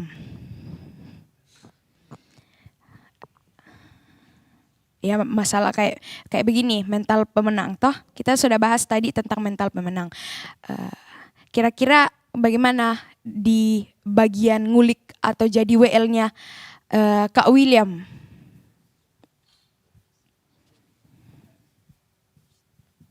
Cik, 1, 2. Terima kasih buat kesempatan kedua kalinya. Coba diulang pertanyaan Kak Ayu. Mungkin ada yang bisa diceritakan dari Kak William selama jadi seorang WL di tempat ini yang bisa di-share ke teman-teman, yang mungkin bisa jadi teladan pada saat dikaitkan dengan mental seorang pemenang. Terima kasih buat kesempatannya Kak Ayu. Berbicara soal melayani, jawaban dari semua itu kalau dari pribadi saya berbicara soal yang tadi sempat disinggung oleh Kak Ayu sendiri, semua harus disejarkan. Saya mau berbicara tentang persiapan soal kelayakan dan kekudusan. Karena melayani itu bukan karena kita bisa atau memang talenta kita mungkin sudah mumpuni atau dan sebagainya. Tapi kembali lagi kalau dari pribadi saya, yang saya dapat selama saya diberikan tanggung jawab untuk melayani, yaitu soal kelayakan dan kekudusan. Karena kalau saya tidak merasa layak atau kehidupan saya tidak merasa kudus pada saat saya melayani, mungkin istilahnya walaupun toh saya berhasil, saya bisa menjalankan tugas tanggung jawab ini sebagai pelayan, tapi kelayakan dan kekudusan tidak ada di diri saya, itu semua sia-sia. Jadi soal ngulik juga yang saya ketahui di situ, ngulik itu memang suatu tanggung jawab atau kewajiban yang harus kita lakukan pada saat kita betul-betul melayani. Karena tanpa ngulik kita tidak tahu atau tidak bisa bagaimana ranahnya atau bagaimana jalannya nanti, istilahnya kayak rutenya ibadah begitu kalau kita tidak ngulik.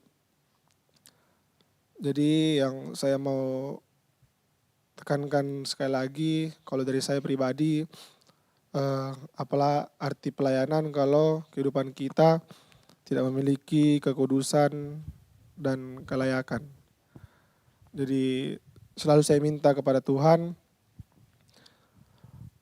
kalau saya dikasih jadwal pelayanan, pasti utamanya itu soal kelayakan sama kekudusan. Apakah saya layak atau kekudusan, atau diberikan kekudusan daripada Tuhan. Mungkin cuma itu yang dapat saya bagikan. Terima kasih Kak Ayu. Ya, terima kasih Kak William. Jadi Kak William tadi singgung tentang kelayakan dan kekudusan. Sebelum masuk di Pastor Peter, ini kan kita versinya WL. Versinya WL. Nah, kalau versinya pemain musik, pas dapat WL yang ndak ngulik, itu kayak bagaimana? Nanti ada insight baru dari Pastor Peter juga nanti kan. Kalau dari Yudis bagaimana? Cik. Oke, terima kasih untuk kesempatannya. Ya sebenarnya memang kan masalah ngulik ini bukan untuk WL saja, tapi terpenting juga di pemain musik.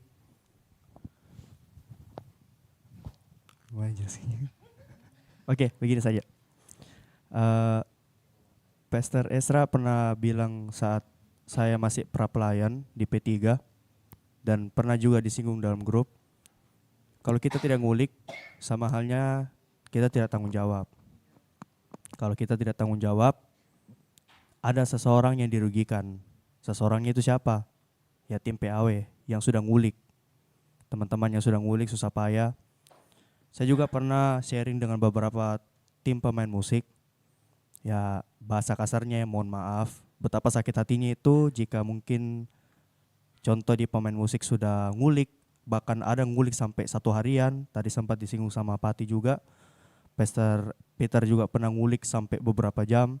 Tapi dari tim PAW, bagian WL mungkin atau singers tidak ngulik. Itu sakit hati sih orang biasanya. Tapi kembali lagi dalam bentuk tanggung jawab. Jadi kalau misalnya memang kita tidak ngulik, ya kembali lagi ada orang dirugikan. Saya jujur, saya jujur saja, saya bukan dibilang pemain musik yang jago seperti yang lain. Saya juga bukan dibilang pemain musik yang luar biasa seperti yang lain. Seperti yang mungkin teman-teman lihat, yang highlightnya pemain musik yang lain di sini. Cuman yang saya garis bawahi, ini juga saya sepakat dengan putra kecil sama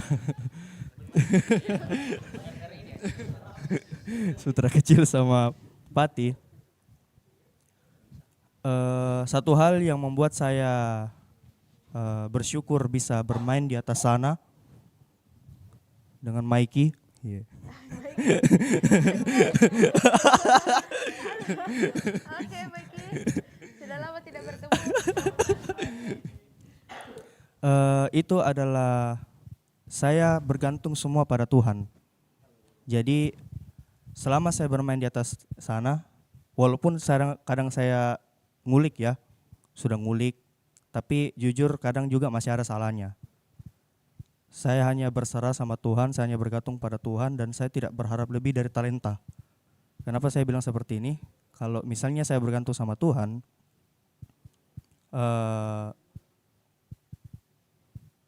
kesalahan yang kita lakukan itu kadang tertutupi. Tertutupinya itu kadang pemain musik yang lain juga peka. Kalau lead yang harmoni saya ambil itu salah, dia pasti tutupi. Entah itu kepekaan yang Tuhan pekakan mereka, atau bagaimana, ya itulah. Saya bersyukurnya di situ. Jadi suatu hal yang luar biasa, kadang juga masih kita salah ngulik juga. Kadang juga kita ngulik masih tetap salah. Kadang juga kita tidak ngulik, ya tetap salah. Jatuhnya tetap sama.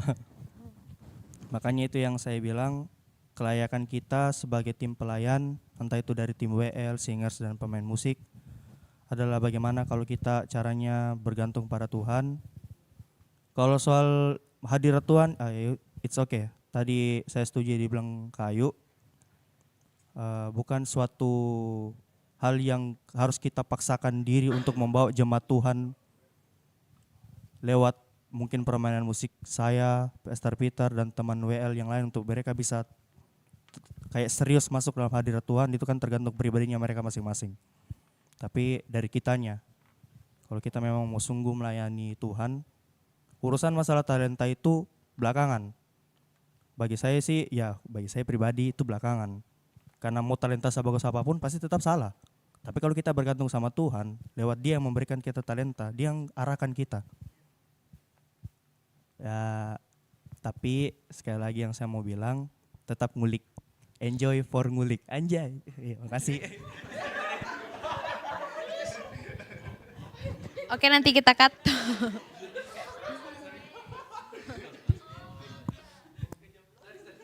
Oke, tadi itu dari versi pemain musik.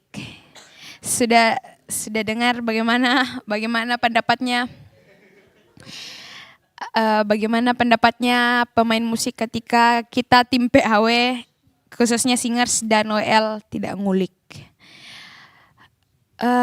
Kalau ini kayaknya sudah basi sekali untuk dibilang, tapi kalau kita perhatikan orang-orang yang pro, orang-orang yang expert dalam bidangnya, kayak Pastor Peter, kemudian JJ Abel dan kawan-kawan lainnya, itu mereka nguliknya pakai catatan loh. Baru mereka itu ngulik pakai alat. Teman-teman kita yang di pemain musik ini, itu mereka ngulik pakai alat. Sedangkan kita enggak pakai alat kok. Kita cuma pakai dirinya kita untuk menyanyi. Ya alatnya mic mungkin. Perbedaan yang mungkin signifikan antara kita pemain musik dan WL, mereka harus tahu, mereka memang sudah harus skillful terhadap alat musik yang mereka punya dan mereka tetap ngulik. Masakan kita yang bermodal dengar dari handphone, kemudian pelajari partnya, tidak bisa ngulik. Kalau teman-teman perhatikan bagaimana catatannya pemain-pemain musiknya kita di tempat ini tuh sangat panjang. Malahan kalau lihat catatannya siapa? JJ, itu yang not balok luar biasa. Saya pun tidak mengerti melihatnya. Ya, itu luar biasa ya teman-teman kita yang di bagian pemusik. Goal Sisi awal-awal itu saya masih ambil di agak pertengahan sih, sudah mulai berkembang memang. Nah, awal-awal itu pemain-pemain musik di tempat ini bisa dikatakan belum terlalu skillful terhadap alat musik yang mereka pegang awalnya. Tapi kita bersyukur sampai detik ini Tuhan kirimkan semua pemain-pemain musik yang skillful di bidangnya. Itu yang luar biasa.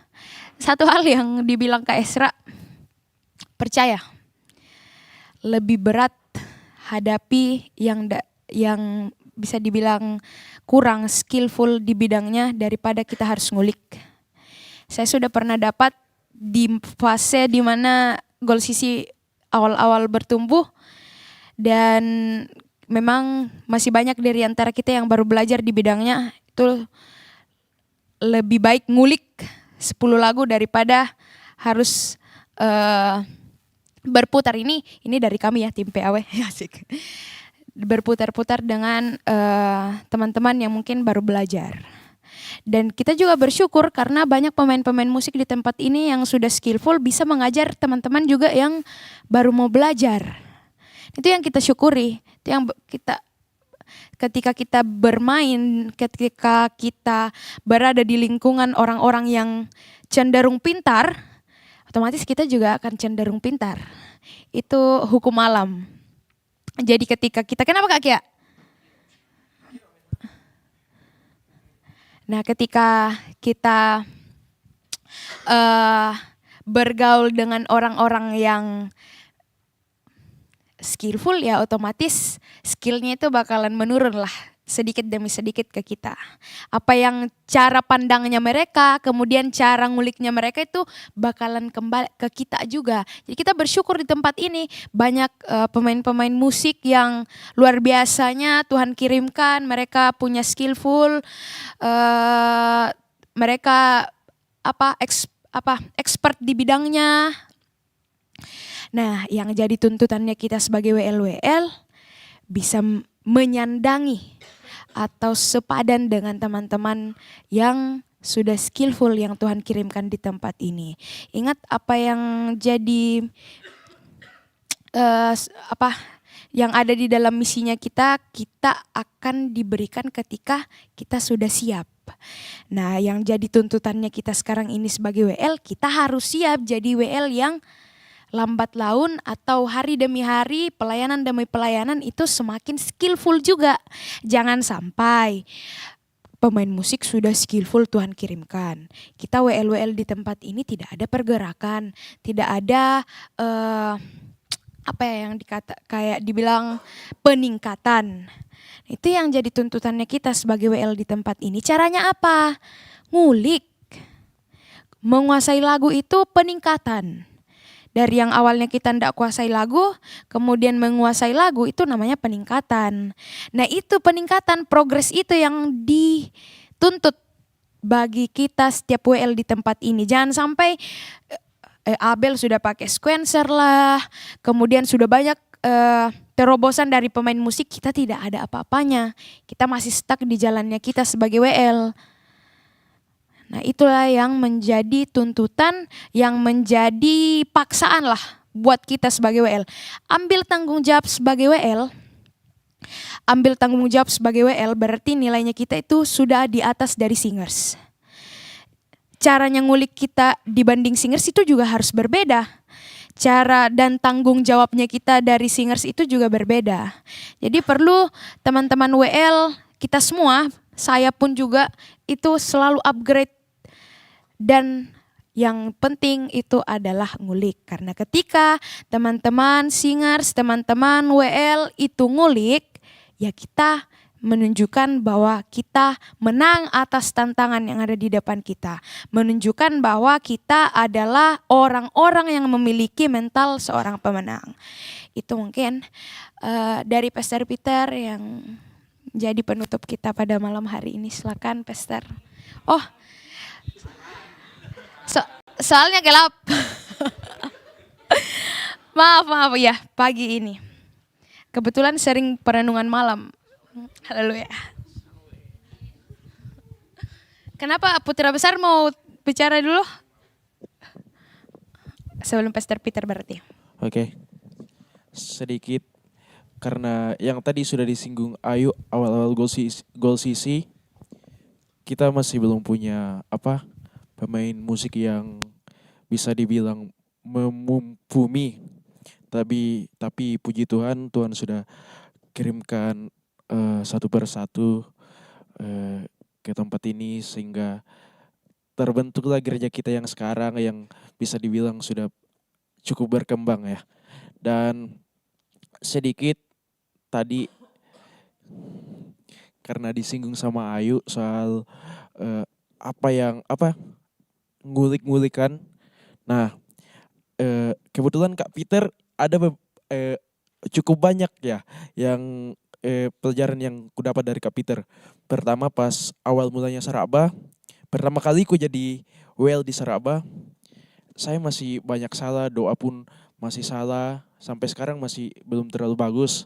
Nah, dan di situ Kak Peter, ajaran pertamanya Kak Peter yang ku dapat, perhatikan kodemu bagaimana, kapan kau harus kasih kode, harus perhatikan itu. Terus yang sudah yang Ayu singgung tadi, kalau pemusik itu semuanya punya note, semuanya punya buku maksudnya, buat ngulik apa segala macam. Dan pernah Kak Peter juga ajari itu, kalau Kak Peter bilang lebih bagus itu kalau WL atau siapapun singers mungkin Kak. Nah, lebih bagus itu kalau punya catatan buat sebagai patokan pas mau melayani Tuhan terkhusus WL. Terus kesini-sini karena kebetulan saya memang fokus di singers kan, belum ke tahap WL. Dan Kak Peter pernah bilang begini, karena memang kurasa crack suaraku sama false, dan di situ ada lagi pembelajaran ku dapat dari Kak Peter. Meskipun yang memang kita yang sudah ikut vocal training sudah dapat, tapi Kak Peter bilang mendingan bagus itu kalau sebelum kau pelayanan pemanasan mau kau dulu, apa segala macam. Itu sebelum memang kita masuk vocal training. Dan ku dapat juga dari Kak Peter itu. Dan kembali lagi, ngulik itu penting sekali. Baik buat pemusik, baik kita singers WL, itu penting sekali. Itu yang sedikit ku tambahkan. Sedikit ya sebelum masuk Pastor Peter. Ingat misinya kita, poin ketiga, menjadi gereja yang memberdayakan secara optimal dan bertanggung jawab atas segala sumber daya yang Tuhan percayakan. Sedikit, kita di sini sudah Tuhan percayakan pemain-pemain musik yang handal dalam bidangnya. Ketika kita tidak bisa ikut di standarnya mereka, berarti kita di tempat ini belum siap. Apa yang Tuhan katakan, Dia akan memberikan ketika kita siap. Jangan sampai Tuhan memberikan kita pemain-pemain musik yang sudah pro, yang sudah handal, tapi kita yang belum siap. Ini yang dituntut buat setiap kita. Jadi teman-teman, bukan hanya ada misi, tapi kita juga harus menghidupi setiap misi yang sudah kita tetapkan di gerejanya kita ini. Siap dalam artian kita bisa upgrade. Siap dalam artian teman-teman WL, saya pun juga itu boleh mengalami yang namanya progres. Jangan sampai kita sudah dipercayakan daripada Tuhan, tapi nyatanya kita belum siap. Tuhan akan tarik. Lambat laun Tuhan akan tarik apa yang sudah dipercayakan kalau memang kita tidak siap. Ya mau kembali ke zaman Gol Sisi awal-awal, ya itu pasti tidak ada yang mau. Tidak ada yang mau. Kita maunya kita terus berprogres, kita maunya kita terus naik tangga, tidak turun tangga. Jadi teman-teman, siapkan dirimu. Siapkan dirimu lewat apa? Yaitu ngulik. Ambil cara lain. Ngulik ini bukan berarti kita cuma menguasai lagu. Ngulik juga ambil referensi dari WL-WL yang mungkin sudah di atas standar. itu juga ngulik. Ambil caranya jadi WL, oh dia kayak begini. Awal-awal saya enggak tahu namanya adlib. Saya contoh adlibnya WL GSJS. Saya copy paste. Itu yang rival itu kalau kalian perhatikan lancar sekali bicara, dia penghafalannya. Kalau ada lagu nih, ada apa? Ada adlibnya, dia hafal sampai titik komanya. Nah, ini adalah salah satu ciri WL yang ngulik. Dia belajar. Kayak kita kadang berpikir bahwa WL itu ngulik ya sebatas tahu alur lagunya, sebatas tahu oh kalau bunyi musik bagian ini begini gitar listrik, oh saya masuk nanti setelahnya interlude. Nggak sebatas itu. Ngulik itu kita bisa belajar dari WL yang memang sudah di atas standar. Mereka pembawaannya bagaimana, mereka caranya bawa jemaat itu bagaimana, itu ngulik. Nah, ingat apa yang saya bilang, ketika kita tidak siap, Tuhan akan tarik apa yang Tuhan sudah berikan. Jadi jangan sampai kita malah mundur, progresnya kita ndak ada. Jadi untuk kita semua WL, ngulik. Kita sudah tahu apa artian ngulik, bukan cuman berputar di lagu yang kita berikan ke worship team dan tim pelayan ketika kita ada pelayanan, tapi kita bisa ngulik lewat bagaimana cara menjadi seorang WL dari WL yang memang sudah di atas rata-rata, yang sudah sering kita lihat di dalam YouTube. Itulah yang dicerminkan atau itulah yang bisa kita dapatkan dari ngulik. Ya, jadi untuk teman-teman sekali lagi saya bilang, kita sudah dipercayakan sungguh luar biasa pemain-pemain musik di tempat ini, sungguh amat beruntungnya kita, banyak dari pemain musik di tempat ini yang memang punya skill di atas rata-rata, tapi Tuhan akan tarik ketika kita para WL singers tidak menyanggupi atau tidak ada progres. Sesuai dengan misinya kita di poin ketiga. Segala sumber daya yang Tuhan percayakan akan berlimpah atas kehidupan kita ketika kita sudah siap. Nah, mungkin itu dari saya, nanti penutup dari Pastor Peter.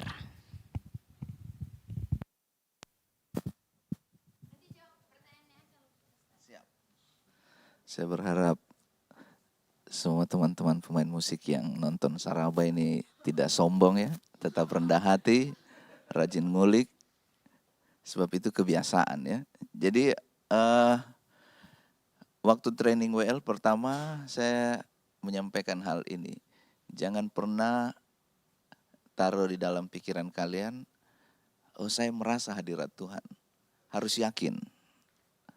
Karena kalau kita merasa, perasaan kita itu dipengaruhi dengan panca indera kita. Misalnya kita melihat, oh kalau jemaat bergetar-bergetar, jemaat itu merinding-merinding, oh ini ada hadirat Tuhan. Terus bagaimana kalau jemaatnya diam-diam aja? Tapi kita harus yakin, karena Alkitab sudah tulis, 2-3 orang berkumpul dalam namaku, di situ aku ada. Sama juga tadi saya sempat dengar, kita tidak bisa keluar dari hadirat Allah. Ya, Allah yang menciptakan alam semesta ini, kita mau keluar kemana? Mau pergi ke ujung bumi, Tuhan ada di sana. Mau pergi kemana saja, Tuhan ada di sana. Jadi pada waktu kita memimpin pujian, itu kita harus taruh, ya, ini yang saya bilang ya, mental construction. Jadi selama hidup ini ada mental itu adalah landasan berpikir yang harus disusun dengan tepat. Mental construction. Jadi cara berpikir kita itu harus disusun dengan baik. Seperti tadi, kita jangan punya konsep, oh saya merasa hadirat Tuhan kalau nanti yang main musik itu keren-keren. Saya harus tetap yakinkan bahwa bukan tergantung oleh itu, tapi Tuhan itu tetap hadir. Cuma itu jangan di akhirnya jadi buram ya. Oh berarti kita enggak perlu pemain musik yang baik. Seperti tadi yang kalau saya sih kasih usul ke siapa? Ke Ekal. Bedakan antara metode dan prinsip. ngulik itu misalnya tadi apa? Ngulik itu nomor 2. Ya kedua ya. Kalau saya nggak sebut dia angka, tetapi saya tempatkan pada metode dan prinsip. Metodenya orang itu bisa beda-beda. Kalau ngulik itu metodenya orang beda. Mungkin dia harus duduk berjam-jam. Tetapi kalau saya, waktu saya ngulik itu saya harus dengarkan berulang-ulang. Karena kekuatan saya itu ada di pendengaran. Jadi waktu saya mendengar berulang-ulang, ada waktunya nanti saya mendengarkan dengan detail. Itu saya di depan alat musik. Ada yang tahu arti ngulik?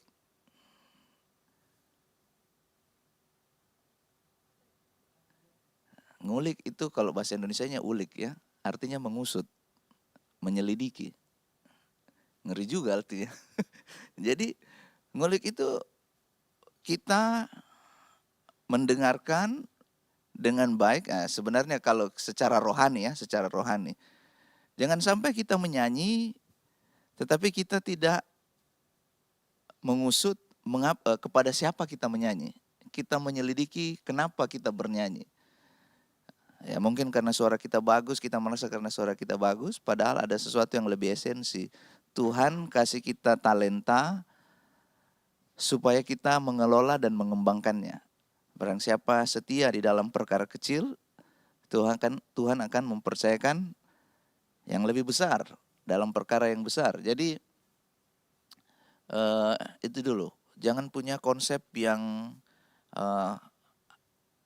kalau saya lihat yang di luar itu baru saya merasa hadirat Tuhan. Kita harus yakin bahwa Tuhan itu selalu hadir di dalam kehidupan kita. Bahkan ketika kita di toilet pun Tuhan ada di situ.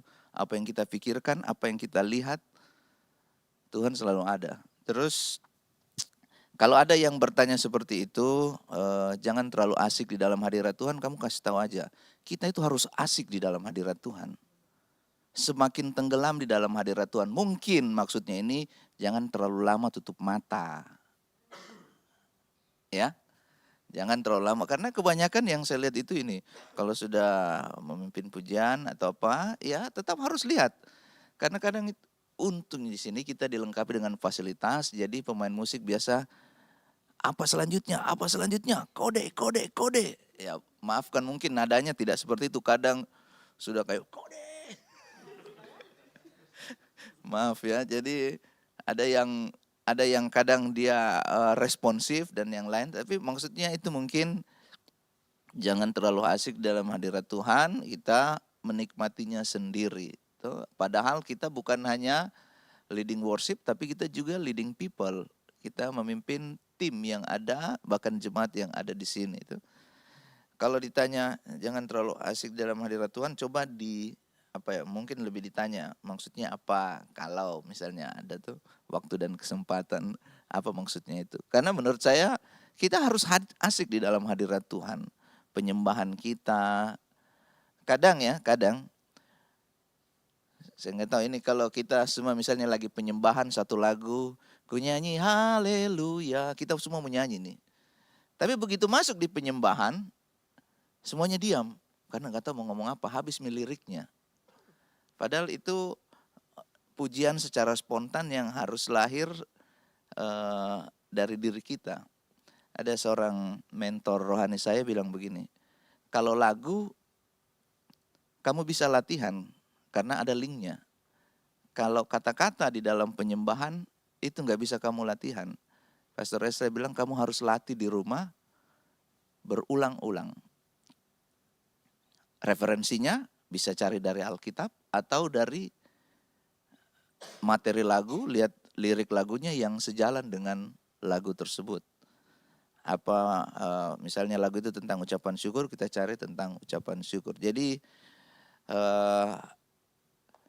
asik di dalam hadirat Tuhan, ya kita harus asik di dalam hadirat Tuhan. Kita excited di dalam hadirat Tuhan. Kita di altar itu kita menjadi inspirasi bagi jemaat Tuhan. Ada satu hal yang saya pernah sampaikan waktu training WL, kerinduan saya itu adalah ketika orang yang datang ke tempat ini, dia punya masalah atau bahkan dia mau bunuh diri. Tapi waktu dia dengar kita menyanyi, memuji Tuhan, tiba-tiba dia nggak jadi bunuh diri. Itu bukan karena suara kita bagus, tapi ada kuasa di dalamnya. Waktu kita menyanyi, ada kuasa di dalamnya. Ada kelepasan, ada kesembuhan. Ya, mental construction itu harus dimulai ini. Mental pemenang itu harus dimulai dari seperti tadi yang kita baca di dalam Roma 8, kita sudah yakin bahwa jaminan keselamatan itu sudah diberikan kepada kita dan jaminannya itu adalah Roh Kudus. Ada hal yang luar biasa di dalam kehidupan kita, yaitu tadi kita bahas apa ya? Banyak orang takut mati. Saya juga melihat bahwa ketakutan terbesar di dalam kehidupan saya itu secara fisik, ya takut mati. Saya takut nanti kalau saya mati nanti anak-anak saya bagaimana, masa depan anak-anak saya bagaimana. Tetapi ada jaminan yang Tuhan kasih bahwa di dalam kematian Kristus kita memperoleh kebangkitan kekal. Pada waktu kita tahu hal itu, kita punya mental pemenang. Apa yang dimaksud mental pemenang? Kita tidak menyerah sebelum bertanding. Kalau dikasih tanggung jawab, ya tanggung jawabnya yang kecil-kecil ini aja. Ya, apa tadi dibilang memikul salib. Salibnya itu ya nama yang mungkin kita pakai kalung salib, tetapi ada nama di sini, identitas Yesus. Yang memikul salib itu kita jadi anak-anak Tuhan dimanapun kita. Jangan sampai kita di gereja kita nyanyi ku menang, lompat-lompat menyanyi lewat di samping kuburan, takut. Di rumah lagi duduk-duduk tiba-tiba ada jatuh sesuatu, langsung lari keluar, kasih nyala semua lampu. Kita harus menjadikan apa yang kita nyanyikan itu sebagai landasan iman kita. Yakin itu, jangan sampai beda gitu waktu di gereja atau misalnya disuruh naik ke lantai 2 sama Pastor Esra, tolong ambilkan ini. Aduh saya takut karena gelap di lantai 2. Gereja ini tempat orang beribadah. Gitu. Atau di rumah lah, enggak usah di gereja, takut gelap karena mati lampu. Kita jangan sampai punya mental pecundang, tapi kita belum bertanding sudah merasa kalah.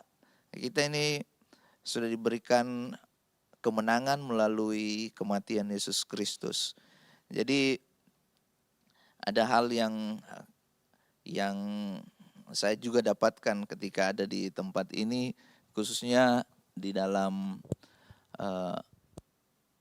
tim pujian penyembahan. Salah satunya saya juga baru setahun, 2 tahun ya punya laptop yang kecil itu yang sering saya bawa. Karena ini, kalau ngulik itu saya mulai kembangkan satu hal yang namanya efisien dan efektif. Karena kalau mau diingat semua lagu, catatan kuncinya, belum lagi ada satu lagu yang aransemennya berbeda, itu agak sulit ya. Dan itu kenapa saya pakai catatan supaya setiap kali ngulik itu lebih efisien dan efektif. Kalau misalnya kayak minggu kemarin, siapa yang bertanya ke saya ke WL, saya mau cari nada dasar. Saya bilang nada dasarmu sudah ada di catatanku. Jadi kalau floor director bilang tolong cari nada dasar, saya pastikan untuk diriku bahwa saya punya catatan nada dasarnya. Kecuali lagunya baru ya. Kita mesti menyesuaikan lagi, dan kalau penyanyi originalnya pria, yang nyanyi WL itu wanita, ya pasti nadanya berbeda. Jadi hal-hal itu jadi pembelajaran untuk saya untuk lebih rajin mencatat. Kadang juga gampang lah, ini lagunya mudah, tapi aransemennya beda. Itu saya tetap harus membiasakan diri, melatih diri, terus membiasakan diri untuk mencatat supaya jangan jadi jangan jadi takabur, jangan jadi sombong, jangan jadi akhirnya merasa diri sudah bisa. Jadi itu saja, saya berharap kepada teman-teman pemain musik yang mendengarkan pagi hari ini, yang sudah disebut namanya berkali-kali, jangan menjadi sombong, tetap rajin latihan, rendah hati dan cinta Tuhan. Haleluya. Untuk kita juga ya, kalau saya berdoa bahwa apa yang Tuhan percayakan, Tuhan bawa sampai sejauh ini Goal CC, kita tidak hanya puas sampai di sini, kita mau terus Tuhan bawa sampai seperti visi gereja ini, kita menjadi generasi terang. Seandainya kita masih berkumpul terus, kita akan menjadi generasi terang bagi kota Makassar ini. Tetapi misalnya tiba-tiba Andika diutus jadi pemimpin di kampungnya, di daerahnya. Kiel diutus menjadi pemimpin di mana. Setiap kita akan diutus menjadi pemimpin dimanapun kita berada, itu tetap menjadi generasi terang. Jadi jangan sampai akhirnya kita sudah sampai pada ada punya perasaan kita sampai di tahap ini lalu kita menjadi berpuas diri dan merasa sudah cukup. Karena the best is yet to come. Yang terbaik itu masih Tuhan persiapkan banyak di depan. Amin.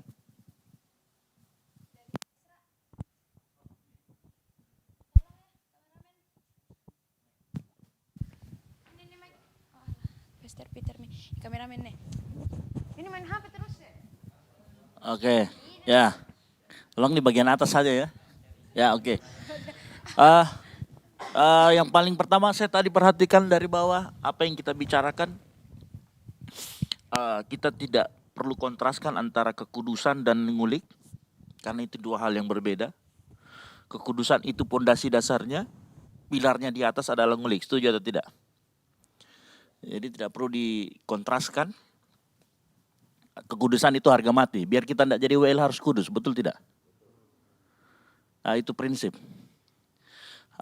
Yang berikutnya, percayalah kita semua WL nih. Kalian akan lebih menderita dapatkan pemain musik yang tidak bisa mainkan lagu kalian ketimbang kalian tidak ngulik. Betul apa betul? Mau nggak dapat pemain musik yang kalian sudah pilih lagu, boleh diganti lagunya, saya tidak tahu. Mau begitu? Mana lebih menderita ketimbang kita ngulik? Itu tadi maksudnya Ayu itu tadi dia waktu dia bilang begini, lebih menderita kita itu kalau kita dapat pemain musik yang pas kita kasih lagu dia minta ganti, ya ketimbang kita tidak ngulik lagu kita. Nah kita akan mengulang ke zaman itu kalau kita tidak ngulik lagu, setuju atau tidak? Ya, nah itu yang maksudnya tuh. Ya, jadi jangan sampai kita mengulang ke masa itu. Itu maksudnya, ayo, gitu ya. Jadi perhatikan baik-baik, gitu. Apalagi ya kalau masalah memilih lagu, ngulik, ya saya rasa itu harga mati buat kita di sini semua ya, gitu. Nah berikutnya yang kita yang jadi ini. Bangkitkan kerinduan kita semua untuk bangun doa, untuk baca Alkitab. Itu juga basic sekali untuk kita semua para pemuja dan penyembah. Ya, saya belum melihat ini nyata di kita semua. Hanya 1-2 orang. Kelihatan dari mana? Kelihatan dari ke apa? Saya itu masih ngimiris kalau ada orang ngomong gini, sorry kak saya ketiduran, enggak ikut kak doa. Saya ketiduran, saya miris berarti doa ini tidak kamu prioritaskan sehingga kita tidak bisa bangun. Ya, kan begitu toh. Semua orang yang diprioritaskan. Sekarang saya mau tanya, ada di sini kalau kita naik pesawat nih subuh-subuh, jam-jam 5, terus bilang, oh saya ketiduran, ada? Saya yakinkan pasti kalian bangun jam 3. Kita semua bangun jam 3. Saya saja kalau naik pesawat pasti bangun, tidak pernah kita mau telat. Ya, tapi begitu doa, karena kita anggap enggak prioritas, makanya kita enggak bangun. Makanya dengar ini yang enggak bangunin, enggak datangin pagi ini, diputar-putar saya nanti. Ya, kita enggak bangun, kita enggak datang, karena itu bukan prioritas buat kita. Padahal doa, baca Alkitab buat para pemuji dan penyembah itu adalah prioritas. Kan begitu. Jadi pertanyaan saya adalah di mana hatimu? Pertanyaan kita buat kita semua adalah di mana hati kita? Gitu. Jangan sampai kita mau performersnya tapi kita tidak mau dasarnya. Nah, ini kan repot nanti. Jadi sekali lagi saya katakan kepada kita semua, kita bukan perform di atas, tapi kalau kita punya kerinduan, nah saya rindu kita semua itu, kita semua punya kerinduan yang dalam untuk berdoa, untuk memuji Tuhan, apalagi untuk kita betul-betul punya keintiman sama Tuhan. Salah satu kunci kalau kita mau jadi pemenang adalah bergaulah dengan pemenang. Tuhan Yesus itu sudah menang dari hal yang paling ditakutkan oleh dunia ini, yaitu apa? Kematian. Dia sudah menang. Nah, sering-sering bergaulah sama Tuhan. Bergaul sama Tuhan, intim artinya sering ngobrol sama Tuhan. Bagaimana caranya kita ngobrol sama Tuhan? Ingat, saya selalu bicara, Tuhan bicara lewat kita melalui pembacaan Alkitab kita. Dan kita bicara kepada Tuhan dengan kita berdoa. Dua itu simpel aja kok. Kalau kita tidak punya kerinduan dua itu, kita nggak pernah intim sama Tuhan. Ngaku-ngaku kita intim sama Tuhan, tapi kita nggak pernah intim sama Tuhan. Itu namanya pembohong. Kan begitu. Jadi sebagai WL ingat itu. Ya, jadi jangan sampai kita melupakan apa yang menjadi esensi. Ya. Nah, saya yakin kalau misalkan kita sudah punya esensinya itu, maka dari dalam hati kita akan selalu memberikan yang terbaik. Nah, kalau kita sudah bicara memberikan yang terbaik, maka kita akan punya metode yang namanya ngulik. Ya, ngulik dengan baik. Gitu. Oke? Ya, jadi sekali lagi ngulik itu buat kepentingan kita sendiri kok. Karena lebih baik kita menderita karena ngulik daripada menderita karena tidak bisa nyanyikan lagu kita yang sudah kita pilih. Ya, ingat baik-baik itu.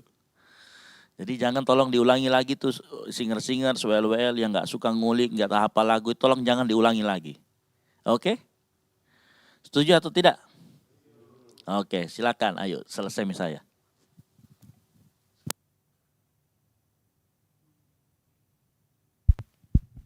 Oke, jadi itu pembelajarannya kita semua pada pagi hari ini. Ada pokok doa yang perlu kita doakan dari teman-teman semua? Udah ada, Ji? Oke, langsung kita satu dalam doa. Kita satu dalam doa, kita berdoa. Terima kasih Tuhan Yesus, kembali lagi kami segenap anak-Mu Tuhan tunduk menghampiri hadirat-Mu, seraya mengucap syukur berterima kasih atas segala kebaikan Tuhan dalam hidup kami.